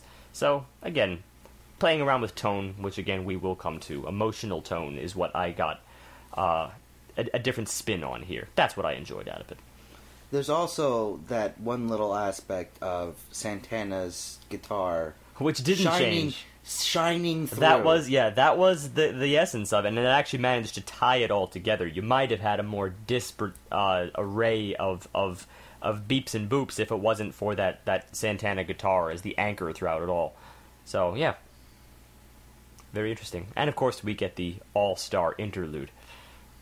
Right, which becomes a running gag for the rest of this album. Yeah, that's why I knew something was broken. I had nearly forgotten. I knew something was broken in this album. Granted, you're right. Smooth mostly plays beginning to end, but it breaks at a point to introduce All Star, which the lyrics of which we are not lost on at this point. And speaking of All Star not being lost on us, track 15, the sharpest tool, takes another look at All Star. This time, adding a voice filter on his singing and putting it over a very hectic beat work and drum machine to make it sound more like a death metal song. And it does change the tonality and the emotion of the track. Hectic, frantic, manic. Which ick should I go with? Manic. okay. Because it's this false positivity. It's like if Rob Zombie wrote All Star, this is what it would sound like. That's what I said. It is what John said, and he hit the nail on the head. Not just Rob Zombie, it was like a Rob Zombie slasher movie theme work for All Star. And it was mean and disturbing, and like Satan was crawling out of the pit to say things to you. I mean, it was scary. This wasn't the best track on the album for me, but I was interested in the texture here. Definitely as a result of the manic quality here, but also because of this sort of pitter-patter all over the place, this whispered rasp that the singer has. Now, you're an all-star. It's grumbly. It's awkward. It's snort, growl. It's not to the same. I don't want to use it. I don't want to cause the. How to put this? It's not the same sound bite that we've been getting, let's say, in the first track, but it's similar. You know, he has that refrain where he goes back to that same sound, where everything is a little bit more muffled. He does that several points of this album, but this time it's even more muffled than that. It's like he's taking everything a little bit, just down a notch here, and when you combine that effect with these sort of metallic sound bites, everything sounds very industrial a little bit. But, I mean, not to mention just that, but also rhythmically, you get these sort of machine gun speed flurries, at certain points. It's very rhythmically, it's all over the place, frankly. It's just kind of a spectacle. I don't want to go too far with this, but it's a spectacle to behold. Yeah, I would agree with that. Yeah. track 16, Mullet with Butterfly Wings, which I'm actually getting now. Oh, gee, no, now are you? Well, because the original track by Smashing Pumpkins that's part of this is Bullet with Butterfly Wings. With Butterfly Wings. So let's take the most late 80s, early 90s hairstyle we could possibly think of, which is the mullet. For the most late 80s, early 90s, well, I guess really entrenched in the 80s, Loverboy, I believe, was the band, and Working for the Weekend was the song. Mashed up with Smashing Pumpkins, as I said, Bullet with Butterfly Wings. The interesting thing about this is it still fits Steve's, Neil's format, but the one that Steve keeps bringing up, of my format now. Taking one song and putting it over another set of music. Take lyrics, vocals of one song and put it over the music of another. Yep. However, this time, instead of just doing one and one, we get to see both sides of the coin. Yes. It starts with the music to Loverboys Working for the Weekend with the vocals from Smashing Pumpkins, which makes Smashing Pumpkins never sound more hopeful and happy. And I mean, it still sounds, depressing and sad and a little bit of slashery, like Smashing is. But I don't know. This is their light side, I guess. And then it goes from there to about at the halfway mark, the music from Bullet with Butterfly Wings with the vocals and lyrics from Working for the Weekend. Now this is where it was interesting because what I've forgotten was there's a natural echo on Loverboy's vocals. But when you put it over a more hollow, darker song, it really makes Loverboy sound creepy. And the lyrics sound really creepy. Not just creepy, but full-fledged hopelessness. Just the lines of you're working for the weekend. I mean, the way it's explained, it's like everything you do in life is just to try to be happy, and there's no choice, you'll never be happy, blah, blah, blah, blah.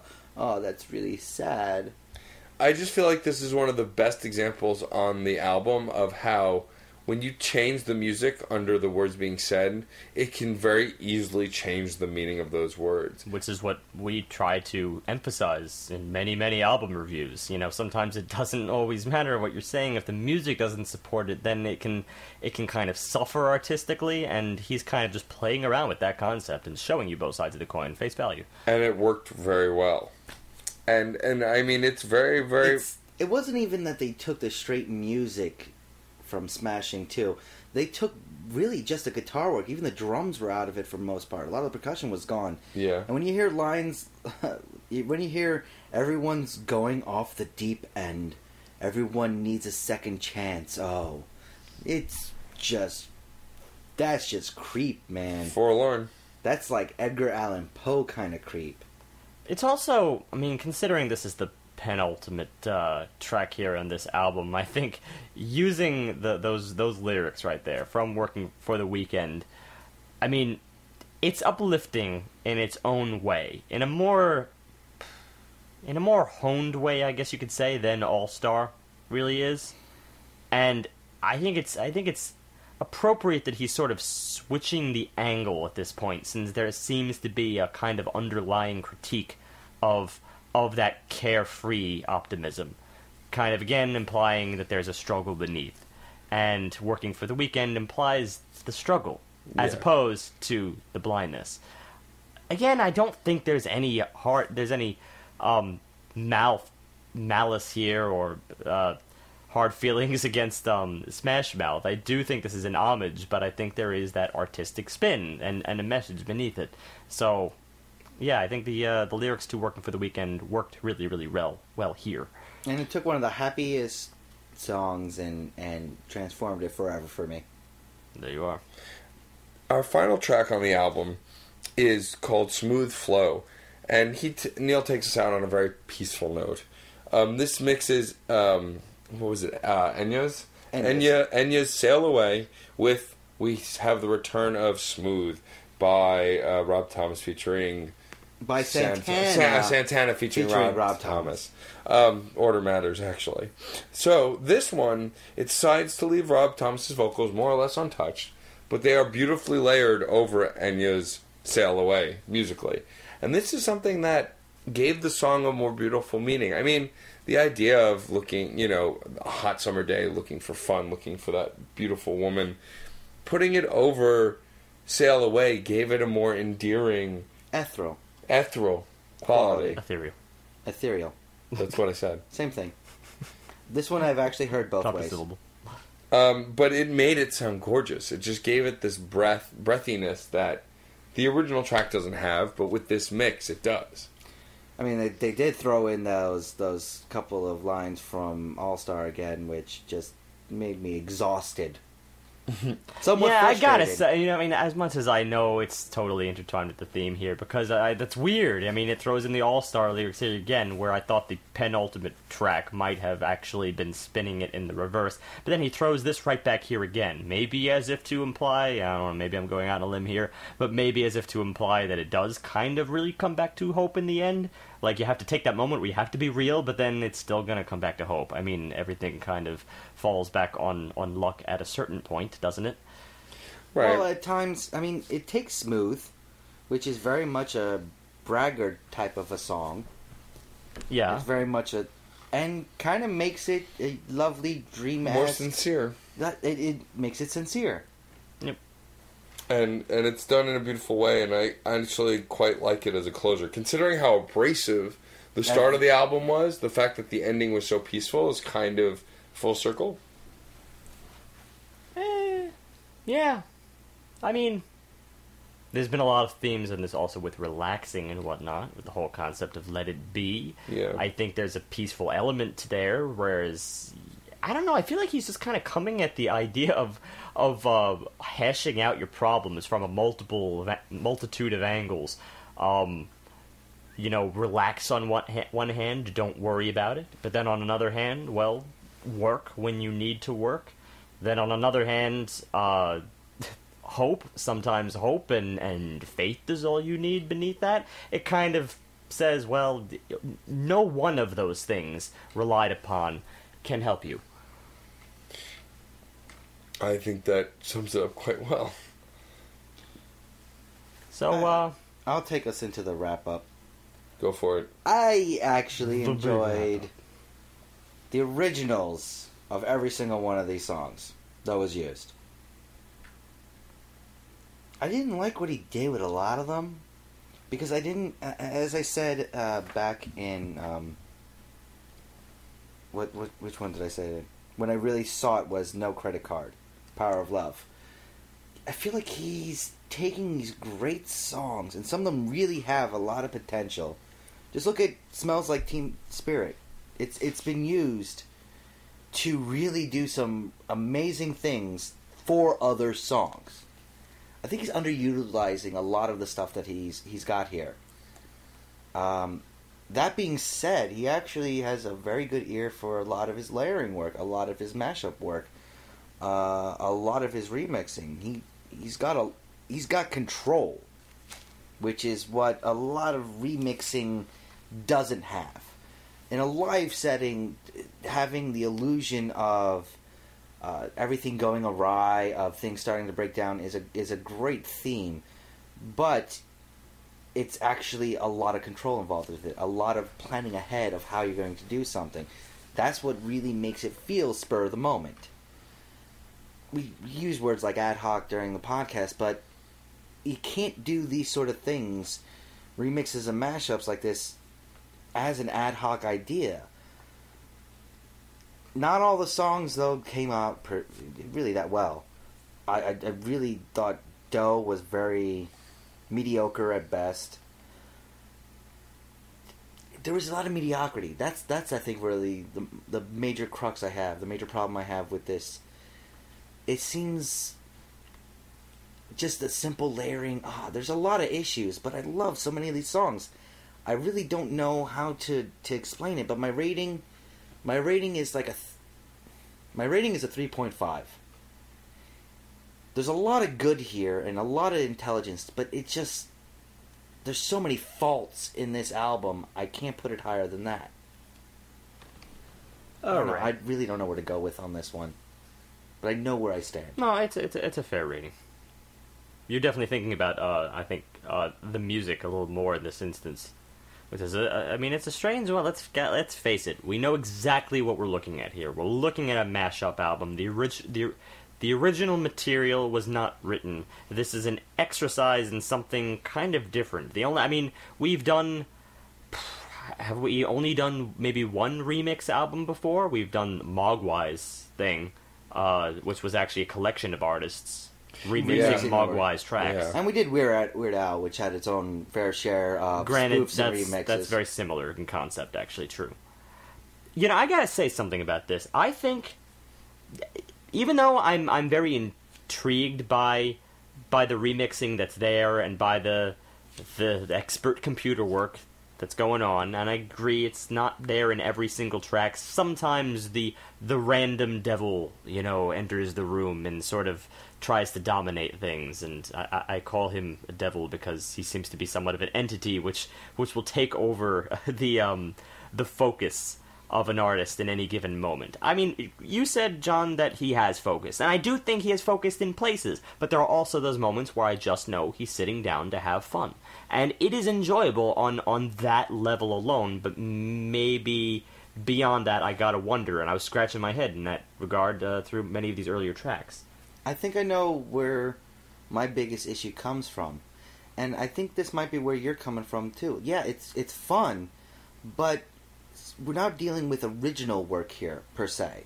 We're dealing with the adaptation of original work. Right. And because these are very familiar, and even the stuff that's not familiar you can hear, you can find out what it was originally, I think I'm more nitpicky in saying he should have done this way, or that way, or this might have sounded better than I usually am. I think that's my major point and why I'm giving it a 3.5. Because I think there could have been a better way, and I know it's very conceited of me to say something like that. Based on your knowledge of remix music and whatnot, you can conceive of better ways in which it could have been done. Right? Yeah. It's you can kind of get trapped in a circle there. So I'm going to just focus on a different area, just in my wrap-up here, and try to focus on his choices, why he chose the tracks he did, because if it was left at just simple random tracks that seemed like they would be fun to throw in a computer and to try something, which maybe behind it that may have been a reason, but I think the final product seems to show more, and that's to the theme that we've been describing or trying to convey as we find it, and that is certainly honing on the 90s media culture, the 90s pop singles, and for that exact reason, I honestly wish that we were doing this review with Gary and Nate of Average Intelligence. I really, really do. I think that would have been I really would have appreciated their insight on an album like this. Yeah, but remember, they don't have a lot of knowledge of music, and they've said most of this is pop. This is just pop. They definitely would have heard all of these songs. Guarantee you.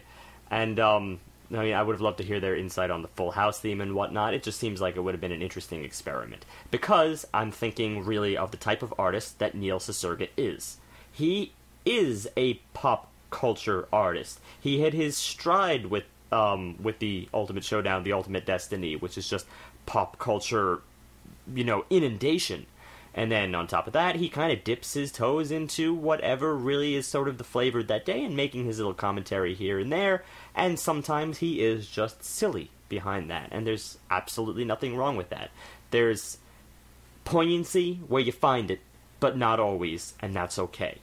So I think for that reason, I'm not going to go all out with this, but I'm also not going to be very critical. I think a fair rating here for me would be 3.8. I'm going a little bit higher in this regard. I can't quite go for the full realm because I know that there's not a fully formed idea there, and it's just having fun in some areas. Certainly with an instance like not Power of Love, No Credit Card, there seems to be just kind of like a temporary departure. And then I just kind of have to sit and enjoy the ride. I'm okay with that, but it can only take me so far. This album is a spectacle, but it is a really intricate spectacle. That's a pretty poignant way to describe it. I mean, I really only have one way to describe the album for me, really. There's really only one word that really describes how it makes me feel. Bees! That's really the essence of where I'm coming at from this album. Wait. Essence. Bees? I'll get to it if you didn't interrupt me. This idea in that track that while there could be a lot of quality, there is a lot of quality and a lot of intelligence behind this record, knowing Neil Cicierega's work as well as I do, because I am a big fan of his other stuff. I actually have all of the Lemon Demon albums. It comes down to bees and that sentiment. And the sentiment is, it's about having fun and making something for a laugh. There are moments of seriousness. I mean, we're not going to forget, like Tears of Chocolate Rain, but on the whole, it's about creating something fun. I think that these other themes were valid, and these things that we found, he may have planned, or he may listen to this review. If he does and go, what the hell are those three guys talking about? I just mixed a thing. We don't know. But I think that the ultimate essence of where Neil comes from is to make something fun that people will enjoy. And he definitely accomplishes that here easily, while still taking us on an emotional ride in some moments. And laughter is an important emotion. I'm only going to interject to say this one thing. It's interesting you point that out. Obviously, we seem to sync up on the bees moment. But that's just where I'm coming from. Maybe this is a hard album for me to figure out where to put it and how to rate it. There are moments where it is very poignant, and there are moments where it is very just comedic. But here's the thing. I could have rated this so much higher on the comedy album spectrum if I got a lot more bees. I wanted more bees, but that's not really fluid throughout this album. It comes in moments, and it's hilarious when it happens. But it's not, it's this. He's somewhere between comedy, musicality, and tragedy. I don't want to go so far as tragedy, but yes, he has themes. He has. I would hope that I'm not going too far on a limb to glean what he's trying to say at some certain moments here. But that's why I'm saying that I rate it more on a comedy level. No, not even on a comedy level. Well, on a comedy level, but more on an enjoyment level, a personal enjoyment level. Okay. We've discussed in the past that sometimes you rate an album based on personal tastes, above and beyond anything else. It depends on how it hits you. And the reality is that most of these songs hit the right buttons. Even the ones that were more abrasive still hit the right buttons at the right moment for me. And I think it's a solid mashup album as just a presentation of how off the wall Neil Cicierega is. It's a great representation of that. Because off the wall can be serious one moment, funny the next, introspective, then, talented, blowing with talent. I mean, I think it's a great cross-section of him as a man, as a person, as an artist. Because he is all over the place in his work. And that's why I think for me, in this at least spectrum of personal representation for Neil Cicierega, it's a 3.9. It's almost a 4. It's a 3.9. The reason it's not a 4 is because there are still moments of utter suffering for the listener. But and yet you know that that's still part of it. And it's on purpose. It's him trolling the listeners. We've never really had to rate a troll before, because how does one do that? Because if you rate him lower, it's kind of what he wants anyway. True. If I were to rate him as a troll, I would be rating in the 2s, because I don't like trolls. Trolls are not good. No, they belong under the bridges. He's not on the bridges and cover them. He's not trolling to troll people in the sense. He's just trying to have fun with the audience, and he knows what'll get a rise and what'll get a laugh. If you're in on the joke, it is a lot better, and we're kind of in on the joke of what's going on here. Since we're all music fans, for sure. Yeah. So it's a 3.9 for me. I enjoy it, and I would actually listen to this regularly. I think it's a nice, fun alternative.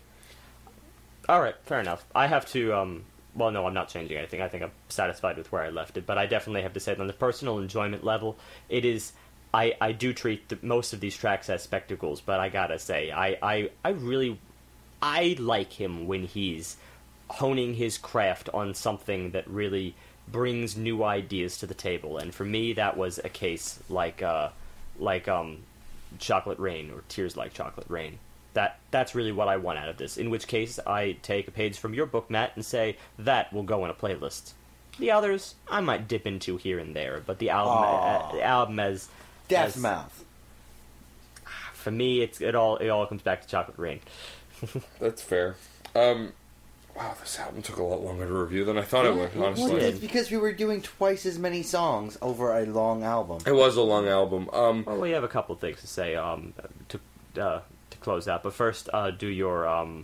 overall rating. I mean, there's no purchasing because it's actually available for free online. So buy it. Just get it. Get this. There's no reason not to. There's really no reason not to. It'll take up a little bit of space in your hard drive, but really, who's concerned about a hard drive space these days? And if you think it's worth a buy, donate. Yes, because you can donate to him, and it's definitely worth it because he's a talented artist who does a lot of great work. So get this for free, enjoy it, bask in it, and then donate him some money. Everyone needs a spectacle in their library. I wanted to talk about tone in this, but I mean, I'll be honest with you guys, I'm nodding off as it is. But I do want to talk a little bit about the fact that there are songs on this album that, because of an emotional tone, the meaning of the songs completely flip. And it's very apparent on very specific places here. And I just think it's important to note that Neil plays with the fact that emotional tone can really, really influence and affect music on the whole. Right. I think we started to say this a little bit earlier in the instance where emotional tone, starting with what you said, emotional tone can certainly flip your reaction on a certain track. And looking at certain tracks on this album here, I mean, there are some that are very straightforward, but yes, there are some where I can see the artist's hand at work, sort of switching or turning certain things on their head. And I do find it interesting, which is why I guess I'd like to talk just a little bit about how you interpret emotional tone, period, from any artist. I mean, it's really, I think, a case-by-case basis. It's kind of hard to say. There's no one way to determine emotional tone, because there's so many different kinds of music and presentation out there. Like, you can't say that you only generate emotional tone from lyrics, because there are songs that have no lyrics, and you can still gather an emotional tone from it. Well, just speaking with the idea of mashups, remixes, and covers, have either of you ever heard the Sid Vicious cover of Frank Sinatra's My Way? Can't say that I have. Well, you understand the original one. Everyone's heard of the original one because commercials use it. Everybody uses it. So when Frank did My Way, it's very much that, great, seize the day kind of a song. An amazing song to connect to. Sid Vicious did it. And, I mean, first, it's Sid Vicious, so it's nearly unintelligible at times to actually... You don't know what he's singing at first. It is such a... same exact feel, except instead of, the upstanding gentleman way of seizing the day, it's that, hell yeah, I'm not just going to seize the day, I'm going to take it, I'm going to take it away from everyone, I'm going to make it my day, it's going to be my day. Same song. Yeah. Same song. Yeah. Technically, huge difference in the actual emotions. I loved it. It's one of my favorite covers. Well, that's not a bad example.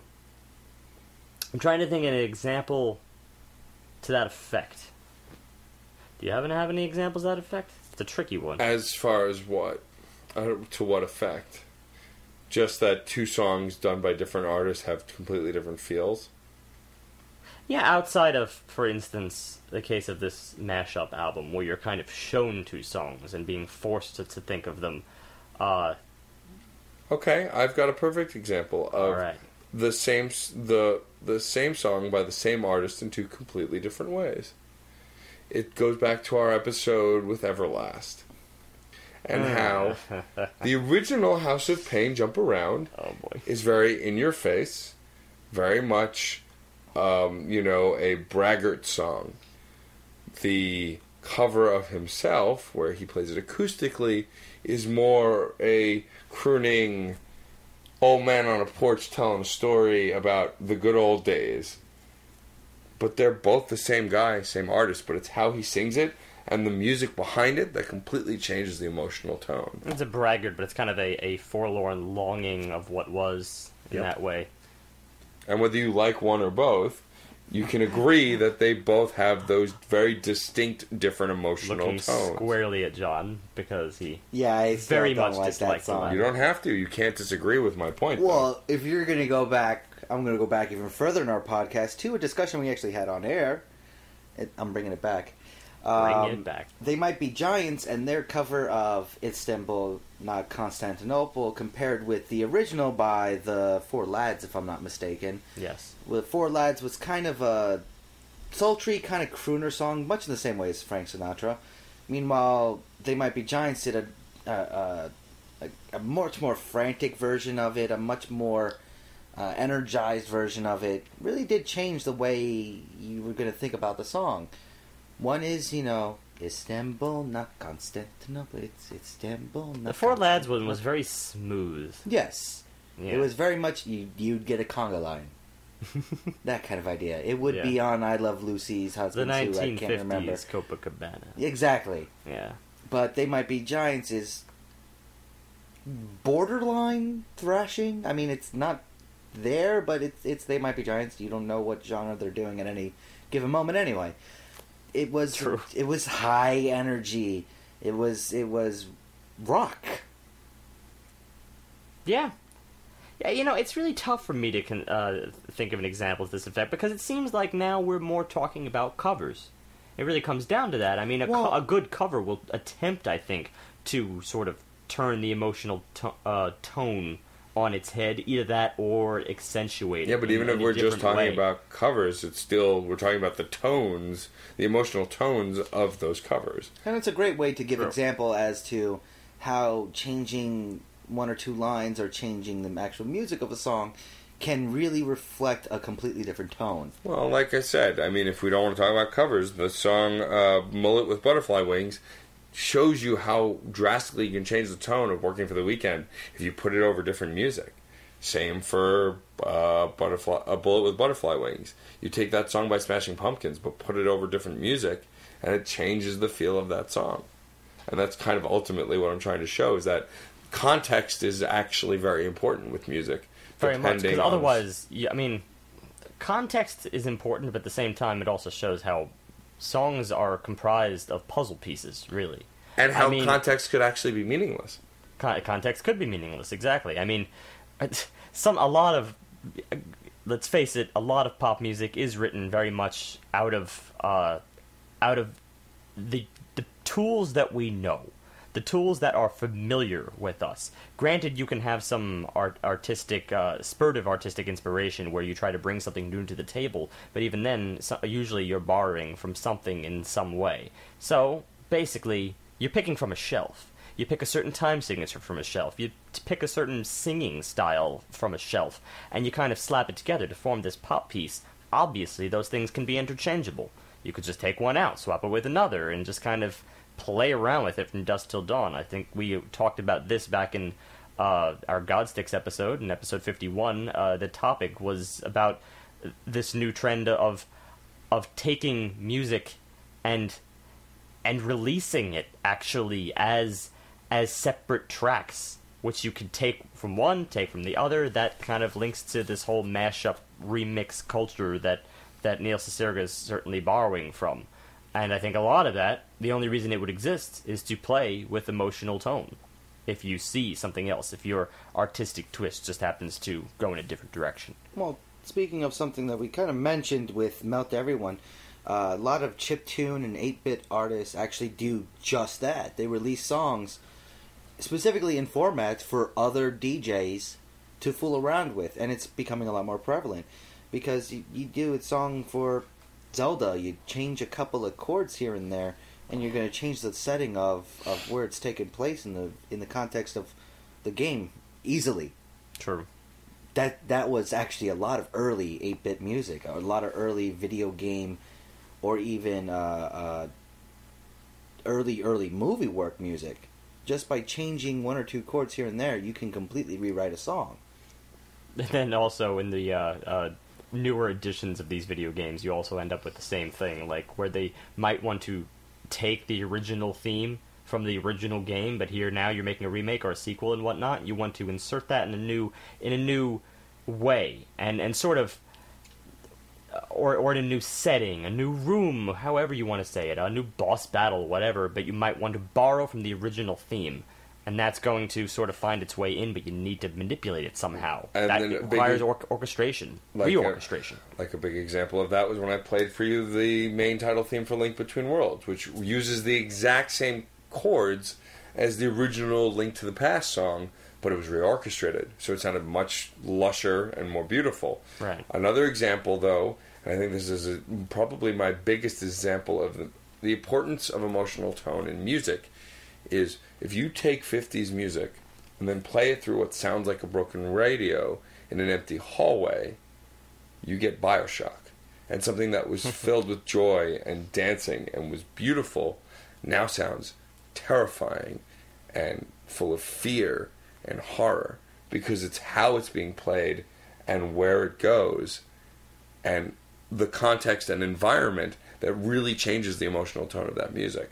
Well, one trope in horror itself is the little girl singing Rockabye Baby or Buckle Your Shoe or some sort of old school nursery rhyme that's nice and sweet and may have some weird origins like Ring Around the Rosie. But think of Ring Around the Rosie spoken or sung by, creepy little girl coming out of a radio or coming out of the walls, just 1, 2, buckle my shoe.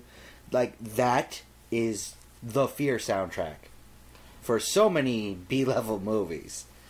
It's supposed to be a sweet Mother Goose or nursery rhyme or something like that, and it's just creepy. There's a great Vsauce YouTube video to this effect, and I've probably touted Vsauce before, especially with the video regarding will we ever run out of new music and whatnot. He's a scientist. He makes excellent points. He's a teacher, and this one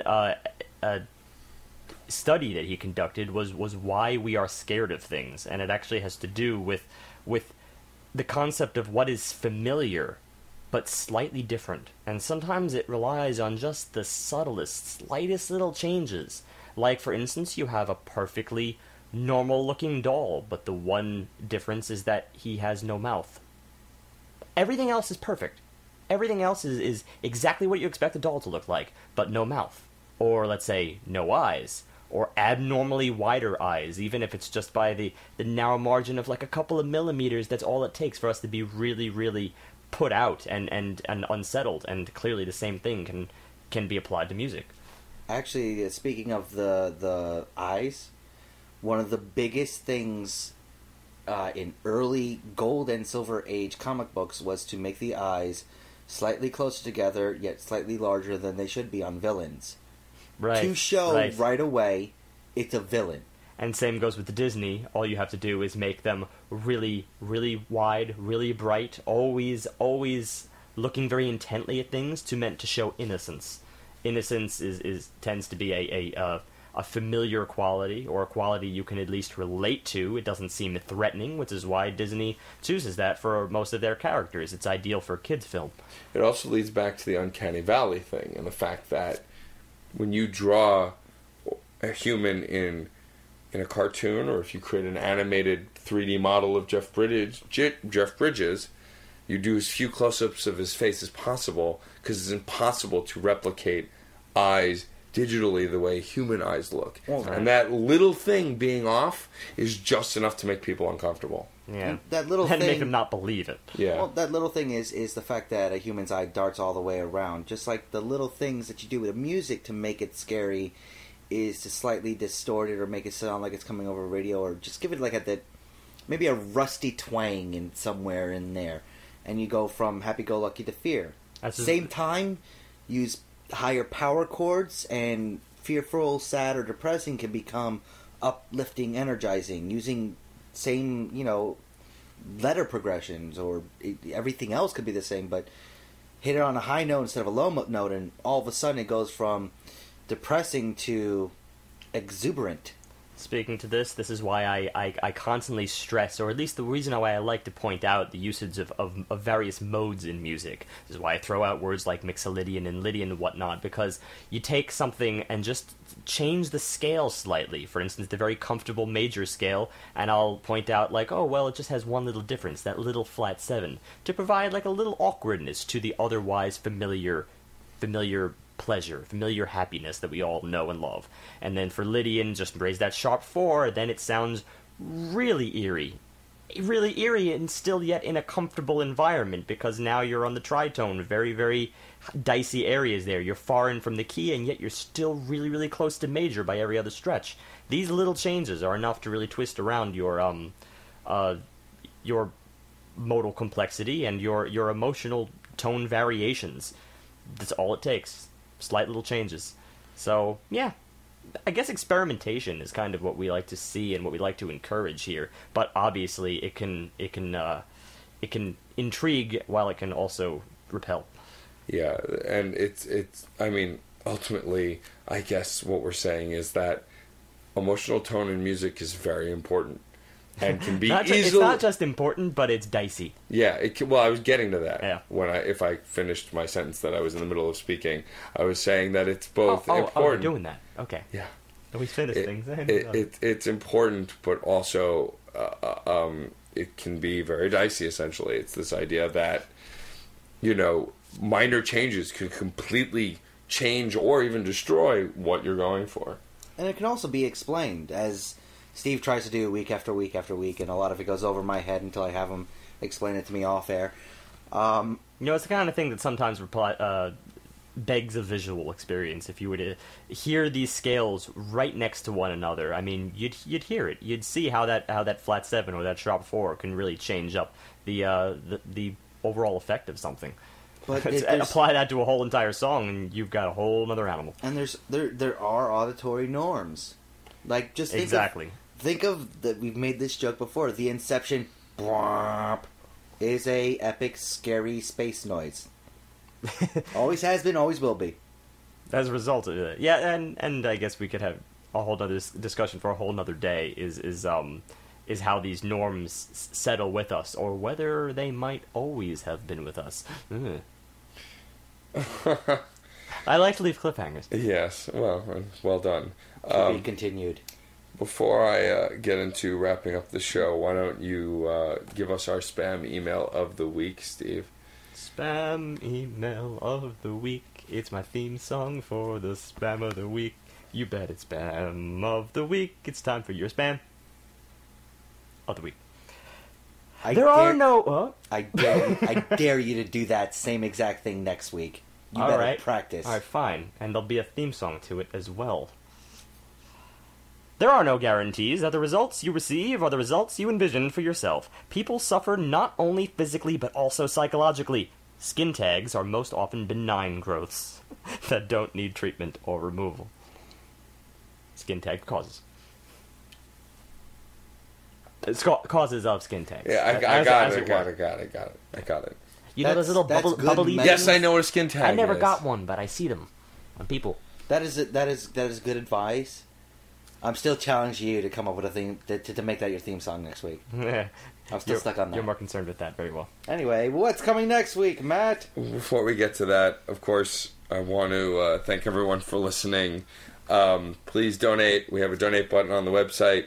The money you give will allow us to branch out more musically, allow us to improve recording quality, get more artists on the show.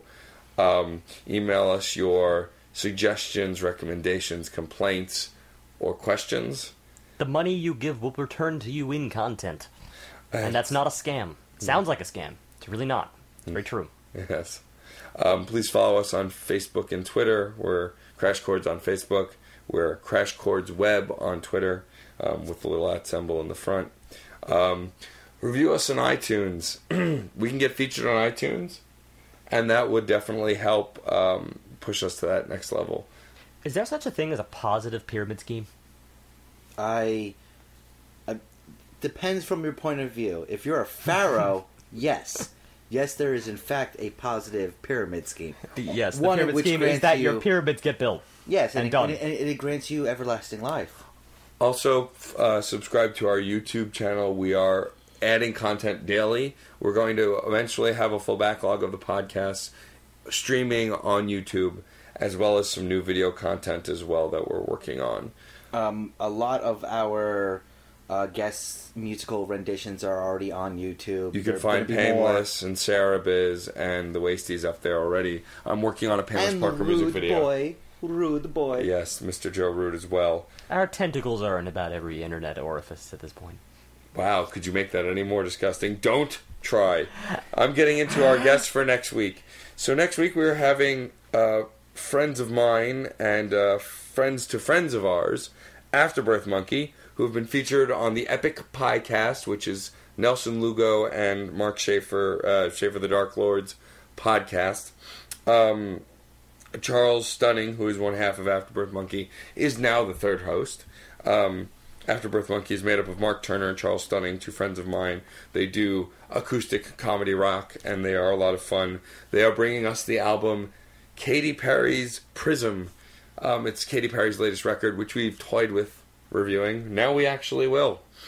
I was toying with Miley Cyrus at the time that you were toying with Katy Perry. Right. You should definitely go get yourself checked out if you were toying with Miley Cyrus. This is probably true. Where's that tetanus shot? But so Afterbirth Monkey will be guests on the podcast. They are going to play some songs for us, and we are going to talk about them and Katy Perry's latest record. So please join us next week. It should be a lot of fun. There probably won't be any bees, but one never knows. We'll bring the bees. We will bring the bees. And on that shocking note, remember, music is life. And life is bees!